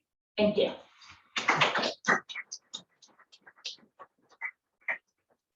Remote attendees, you can just unmute yourself or raise your hand if you want. Any questions from the room? So why don't we start with something? How are these metal plates like constructed?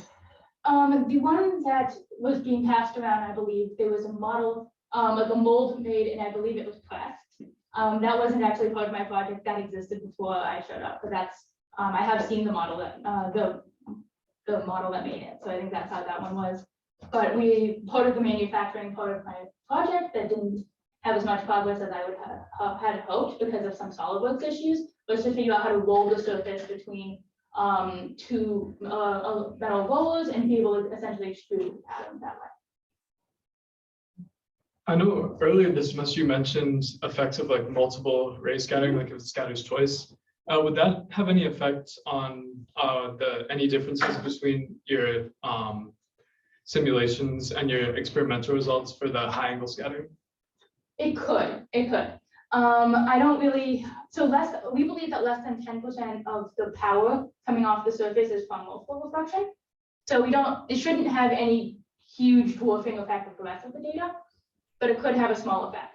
Additionally, my simulation throws out all of the rays which were reflected behind the surface because those are nonsensical. They can't pass through the element panel. So it throws out everything that has a reflection location of z less than 0. So I'm simply throwing those rays out of my simulation. It's not, and they just don't, and they don't exist as if it would have passed through.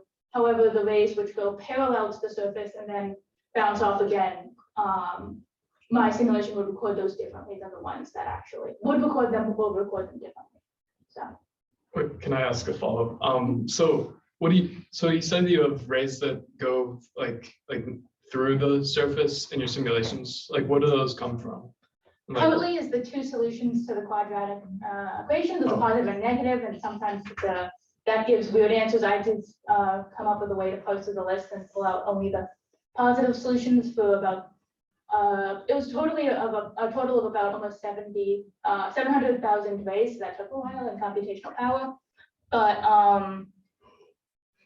so I think that's part of that, but it's also that any angle greater than 45 degrees is going to bounce inwards. Mm-hmm. So there's a few of those which would also bounce going out. Okay.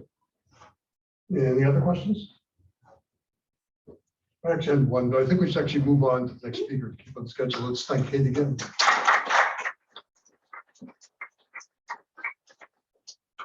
morning. Are you using your own computer right now?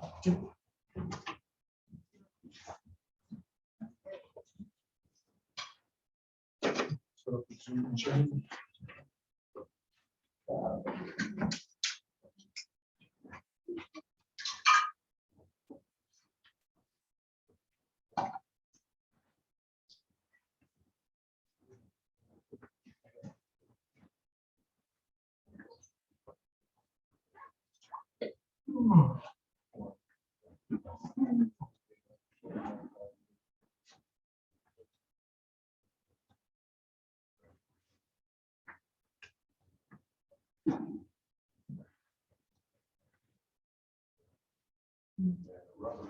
Just sort of stand about where you are is okay. You can see you're just barely visible there. So to the remote, doesn't show remote attendees. Otherwise, you can start when you're ready. So, I'm Ron Trice, and my project was on the correlation of magnetic properties and structure in field-assisted sintered contacts. And I worked with Professor Rayleigh over in the material science department because I'm an engineering physics major versus straight physics major. So first, a bit of introduction. I work specifically with soft magnetic materials. These are characterized by having a high saturation magnetization and a low coercivity. So if we look at a hysteresis loop, basically the coercivity is more or less the thickness of the loop itself. And soft magnetic materials are helpful because within this, they have these lower losses by having these smaller loops. And so some motivations for this project. So improvements in soft magnetic materials are very helpful with transportation technologies, such as induction motors and power converters, along with being very useful in energy conversion and are often used in utility transformers. So even like 1% increases in efficiency and losses could result in a lot of energy savings across the entire US and through the globe. So one method for improvement is to lower the losses from eddy currents. And so one way this is done is through laminating different layers of the material together. So as we can see from the equation, eddy current losses are governed by the frequency, the magnetic field, and the thickness squared. So if you reduce them, you can actually laminate between different layers to reduce the thicknesses of the material, and this can greatly decrease the eddy current losses. Then with these improvements and gains in efficiency, you can also miniaturize the components more within these. So some project background. So following this, if you decrease the thickness small enough to a nanoscale level, you can get really good efficiency improvements in the eddy current losses. And one way to do this would be making a brick and mortar insulating matrix, as we can see in this image here. So in this image, this is made by first taking some powders and coating the material with a insulating layer. Then using a sintering process, you can turn them into these nano composite brick and mortar layers. That's the theory behind this. The way this is done is through, or at least done within our lab, was through field assisted sintering. So this works such that in a regular sintering process, you're compressing down the material and making a circular compact. However, with this, you are also putting across a DC pulse current. This DC pulse current is actually very helpful with the powders themselves, as it heats the powders at the interfaces and adds Joule heating. This allows for better compacting of the materials and is also very helpful in helping to theoretically create this brick and mortar insulating matrix. So my project was not actually making these field assisted sinter compacts. It was taking some of the after products of these from previous projects and doing a bit more analysis study of them. So what we decided to look at for this was looking at them radially going outwards. So this is very important because in the sintering process on the outside edge of it, you get more friction, and this causes a lower stress distribution across the compact. And so looking at it radially, you can see the effects of this stress distribution and look at the magnetic properties arising from this. The magnetic properties themselves were analyzed using a vibrating sample magnometer, which creates the hysteresis loops that we can see here and we'll see continuing. So in previous work by one of the previous graduate students in lab, they found that at the very edge of the radius for iron silicon dioxide, that you would have a greatly increasing coercivity and this lower stress distribution and lower magnetization. And this was coupled with looking at the density as well. And so they saw a very low density at the very edge of the contact from the stress distribution change and a high coercivity. So my projects and the hopes for the project from the end of it were to determine the radial dependence of the saturation magnetization, the coercivity, and the density. Originally, we also planned to look at porosity of the materials. However, due to time and some other parts with the density, which I'll explain later, we did not get to that point. So then correlate these to the processing conditions, and specifically for my samples, we looked at temperature. Other samples that I could have done also looked at difference in percents of coatings around the powders themselves. And then, so I looked at mainly iron silicon cores with a 8% ferrite coating and amorphous iron cores with a 8% silicon coating. So for review, these were basically core powders with around them, they put a ferrite coating around them.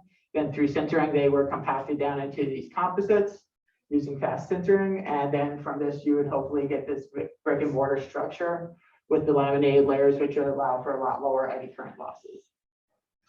So from the VSM sampling vibrating sample magnetometer, we were able to get a lot of hysteresis loops for each position on it going outwards. And as you can tell, these are actually very skinny. So we have zoom in to look at them and see where the actual coercivity happens. and the coercivity is at the crossing points for each of these. And as we can generally see from this, they are all within relatively the same area for this 700-degree center compact. So getting a bit more into this, looking at the radial distribution across, we can see that it's actually relatively the same going across, and we don't see a huge jump in magnetization saturation as we had first expected. And same with the coercivity, we don't see a huge drop in the coercivity for this 700-degree sample. One thing to note on these is the radial position. Some of them are actually going to the other side. This is because they were initially cut by previous students, and then during my back calculations, I found that these cuts happen to be a bit behind the centers for some of the samples. So looking at the density, it actually correlates very well that we don't see a drop in density going across. And this correlates to the coercivity as well. So in essence, it's all checking out. Though at the very edge of the materials, we're not seeing our previous results of the high coercivity and low density. This was done for different samples at 600 degrees C, as we can see here. And again, we're getting relatively same density throughout, same coercivity and same magnetization. Then this was also done at 550 degrees C.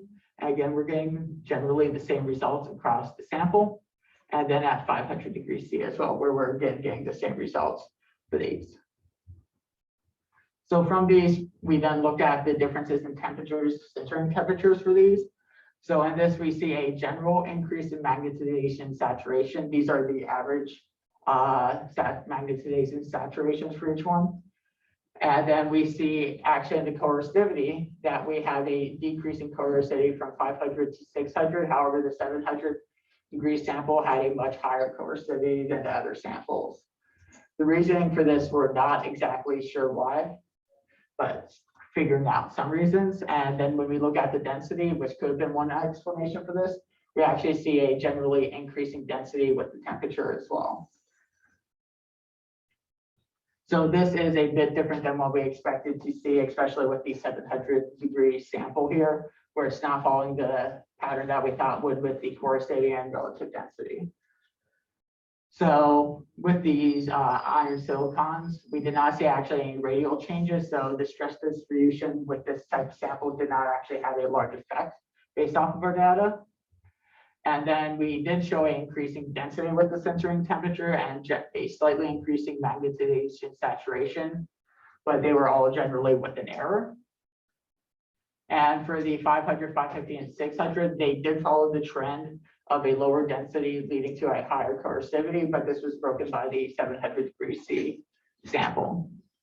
So getting over into our other sample, which was the amorphous iron, this is just at the 700 degrees C, which I'll only be showing this in this one. It was generally the same going across. We don't see much of a decrease in relative density, and we see about the same within error coercivity. So with these samples as well, with the amorphous iron, through all the temperatures, they all generally looked like this, and we did not see the drastic changes we had seen in previous core samples. So looking at the temperature comparisons for them, we do see a generally within error saturation magnetization as we have seen with the iron silicon. However, we do see a decreasing coercivity going across. And this actually correlates really well with the relative density, with the inverse relationship between the relative density of the material and the coercivity. And at the 700, we do get that higher relative density and lower coercivity as we would have expected to see. So we generally had the same conclusions as with the iron silicon, but from this we found that there was trend did not break with the 700 degree sample. So overall, for both the iron silicon and amorphous iron sample cores with the 8% ferrite coatings, they did not show any significant radial changes between the different processing conditions. So these samples were not affected by the stress distribution change at the edge of the material from the fast compacting, fast centering technique that we use. And they did show however, increasing relative density with the centering temperature. And the saturation magnetization within samples was actually all of the same or within error.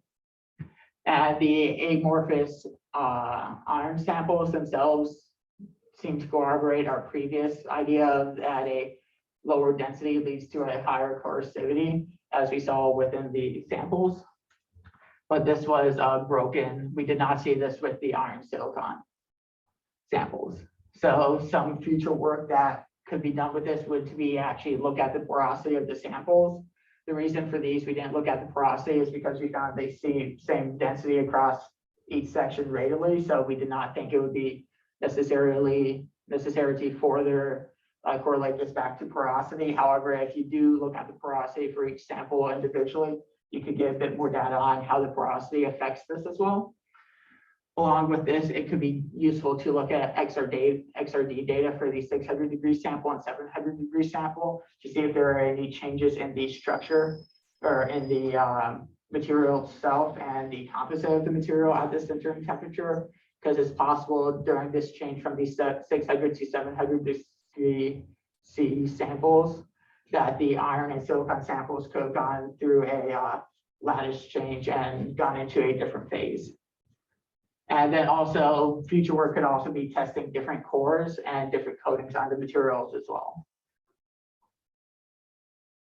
So I'd like to thank Professor Willard for serving as my mentor for this and dealing with the difficulties of the physics program versus the material science program and the lot more work in the physics program for a lot of that stuff, along with two of the graduate students, Peyton and Talby, for helping show how to work the different equipment with me and letting me into the lab at odd hours so I could get the data done.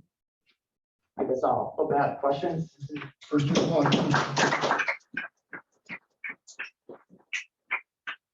questions. I have a question. Go ahead, Errol. Great presentation, Ryan. You said that you found that like lower density is correlated with higher coercivity. So do you know why that might be the case? If you have any idea of why that might be true? Graphs. I'm not exactly sure why that might be true for these samples. I don't quite remember based off of my research.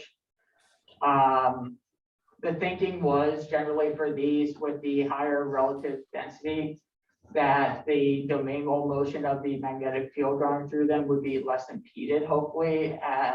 This was where we were hoping to relate it back more to porosity with it going through. So with a lower density, you would expect there would be more, I guess, not really air gaps, but gaps between the material. And as the domain walls push through the material, they reach these impedances. And so that would then increase the coercivity, but we didn't really get to the looking at the porosity within this data to fully correlate that back. Does that make sense? Yep, thank you. Otherwise, I'll have one I want to ask. I guess you said that you expected some radial dependence when you started the project. But am I correct in thinking that the fact that it was insignificant is actually a good thing overall, or does it not matter much? It's from a processing standpoint, for if you're trying to use these for in utility transformers or something, it's probably a good thing that you don't have this out outside, that you can use more of the material itself from a processing standpoint and have less waste. However, I guess there's also the flip side. Maybe in some cases you would actually want to have that higher coercivity. So it kind of depends what you're actually looking for in your material. But from a processing standpoint, I would say generally it is good to have it more standard across the entire material. Any other questions? Okay, then it's like Ryan again.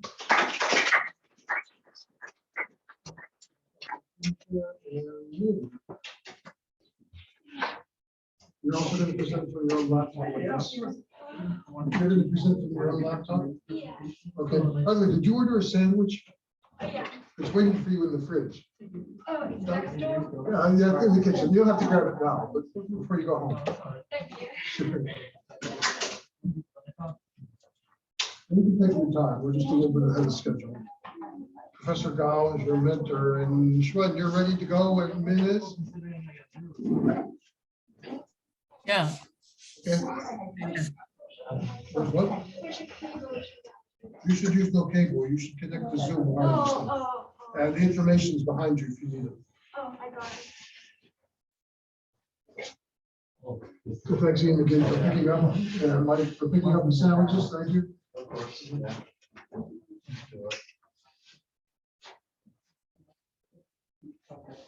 Anybody wants to grab any snacks while we're waiting, feel free. Thanks, please.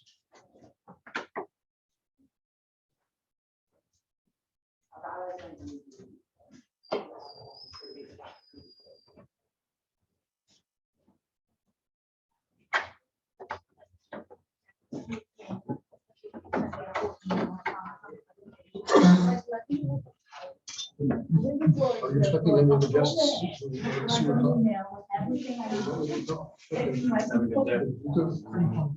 So it's a little bit early. Normally I like to wait till the time in case somebody wants to show up. We can go ahead and get started so you can get done. As soon as. So. The boys outside. Oh, yeah. Maybe we should, sort of the door shut.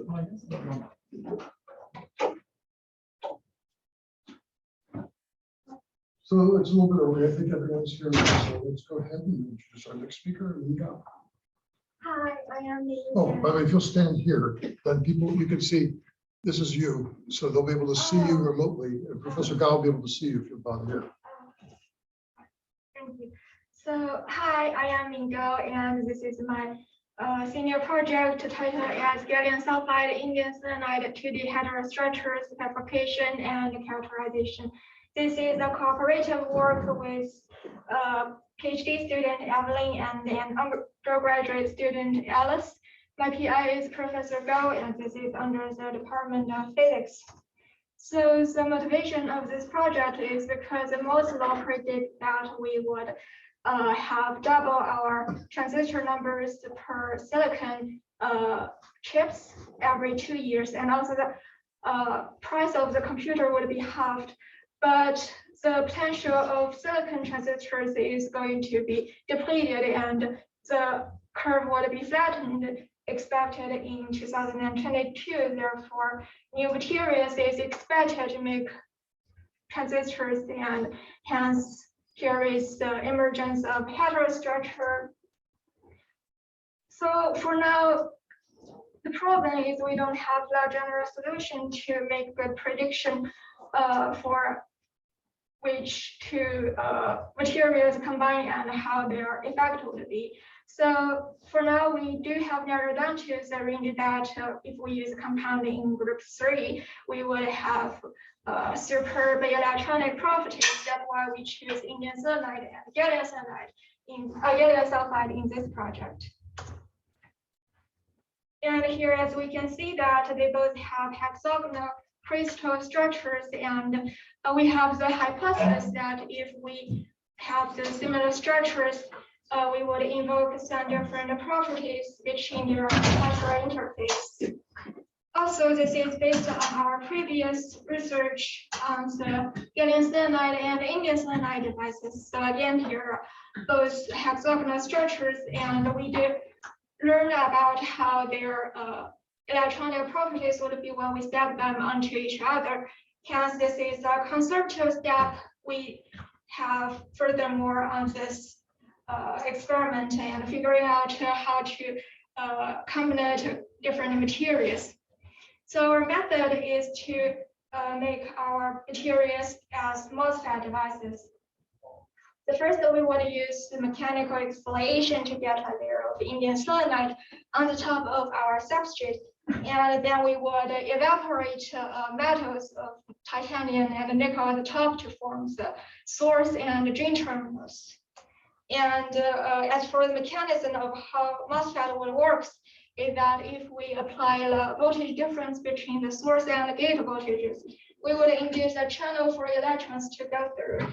And at this time point, if we have the voltage difference between the source and the drain terminals, we do have actual electrons go through, so we get this semiconductor conductive. And briefly explained the mechanism, now back to our configuration. So on the top of indium cyanide, we would stack on a layer of gallium sulfide using joy transfer technique. And on the top of gallium sulfide, we would pattern a metal pad used as our second gate. And as for when we are conducting via top gating, we would see the set level as if indium cyanide on the top, but gallium sulfide underneath. And we can do this is because gallium sulfide has an indirect band gap, which is about 2.6 eV, which means that the peak of its conduction band and valence band is mismatched. That's why even if we boost the energy on its valence band, it's hard to get it conducted. Also, as for the top gate material, we're going to use the platinum. As for the source stream material, we're using 30 nanometer titanium and 16 nanometer nickel. The reason we are using this is because we want to form an ohmic conduct between our samples and the contact. And the ohmic contact means that there is a low resistance junction and provide a current conduction from metal to semiconductor and vice versa instead of the rectifying contact, which would look like a diode. So as you can tell that the indium cyanide has a Fermi level of 5.2 volt, and the work function of platinum is about 5.12 eV, and the one with titanium and nickel is about 4.5 eV. This is a rough estimation, but the Fermi level of indium cyanide is higher than the work function. Therefore, we can successfully get ohmic contact. And here is a sample of this. So for this sample, we have indium cyanide flake, and the yellow part is our metal paths of source and drain terminals. And after we evaporate metal paths, we would emit them under 250 degrees in argon and hydrogen for an hour. And here is the drain characteristic. So as we can see that there is 3 different gate voltage supplies, 20 volts, 40 volts, and 60 volts. So with each given gate voltages, we would have a linear IV curve, which is suggesting that it would work as a resistor. And as we increase the amount of gate voltage we supplied, as we mentioned before, the channel for the electrons to go through will become wider. That's why the resistance become smaller. That's why the slope would change, and it indicates that we have a normal functioning semiconductor. So this is a gate characteristic of our indium cyanide. We can calculate the mobilities from this graph, and it is a criteria that we evaluate the performance of our indium cyanide, our semiconductor flakes. So the higher the number is, the better the performance is, and this is calculated by using the slope of this curve and also the dimensions of our flake. So as here, the mobility is calculated as 46.3. After stacking on the layer of gallium sulfide, we see the mobility increases from 46.3 to 60.7, and the threshold voltage shifted leftward.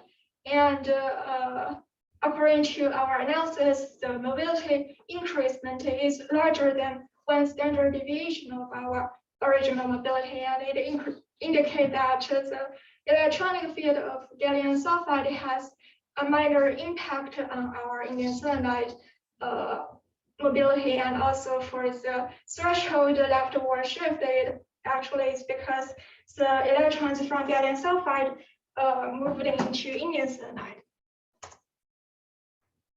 But this is a graph for after we burned the pattern of our second gate by using the E-beam.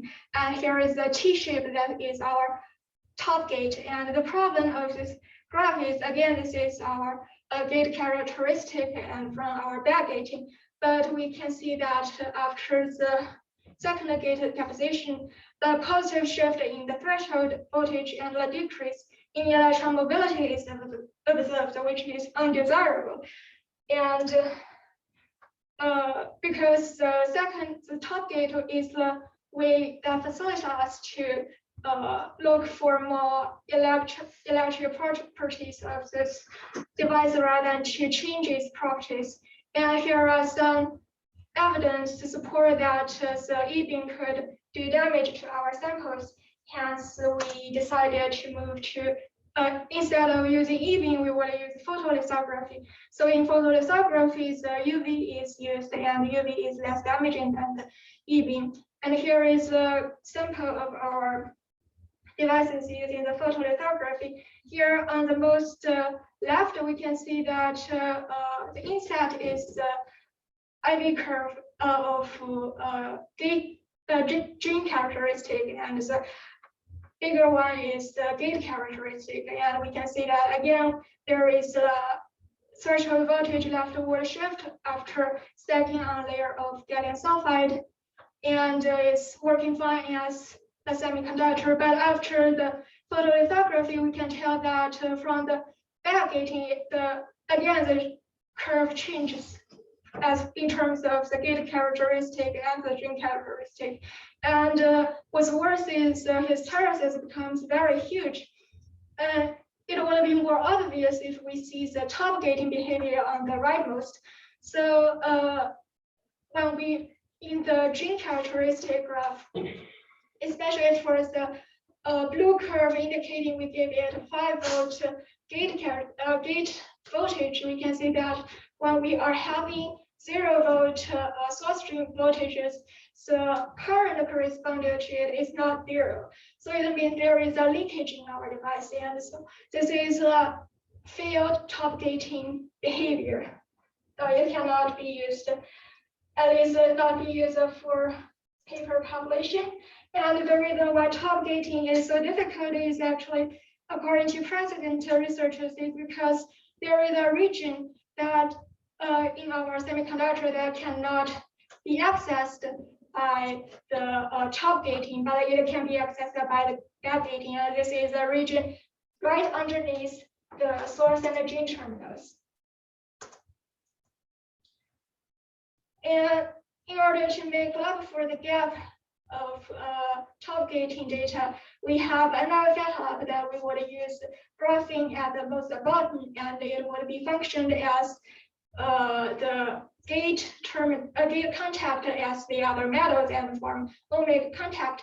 And on the top, we would have indium cyanide, and in the middle, we would have gallium sulfide. But because of the limited time, we don't have successful devices for this setup yet. But we do have the one without graphing underneath. We have gallium sulfide at the bottom and indium cyanide on the top. So here is a gate characteristic of this. And we can see that here is a time-dependent conductance and huge hysteresis. This result corresponds to our precedent researchers of indium cyanide and gallium cyanide devices. So again, we can see that the curve, the gate transfer curve changes as we change the gate scanning rate. And the reason for this is because as we increase the gate voltages, the electrons from gallium cyanide would move slowly into the indium cyanide. And after we reach to the highest point and decrease our gate voltage, we would have indium cyanide electron flow right into the gate. That's why the downward slope is so sharp. And they also estimated the band alignment configurations according to this behavior. Yeah, so according to our graphs, we are confident that if we repeat the exactly same procedures, we would get a very similar result from this. But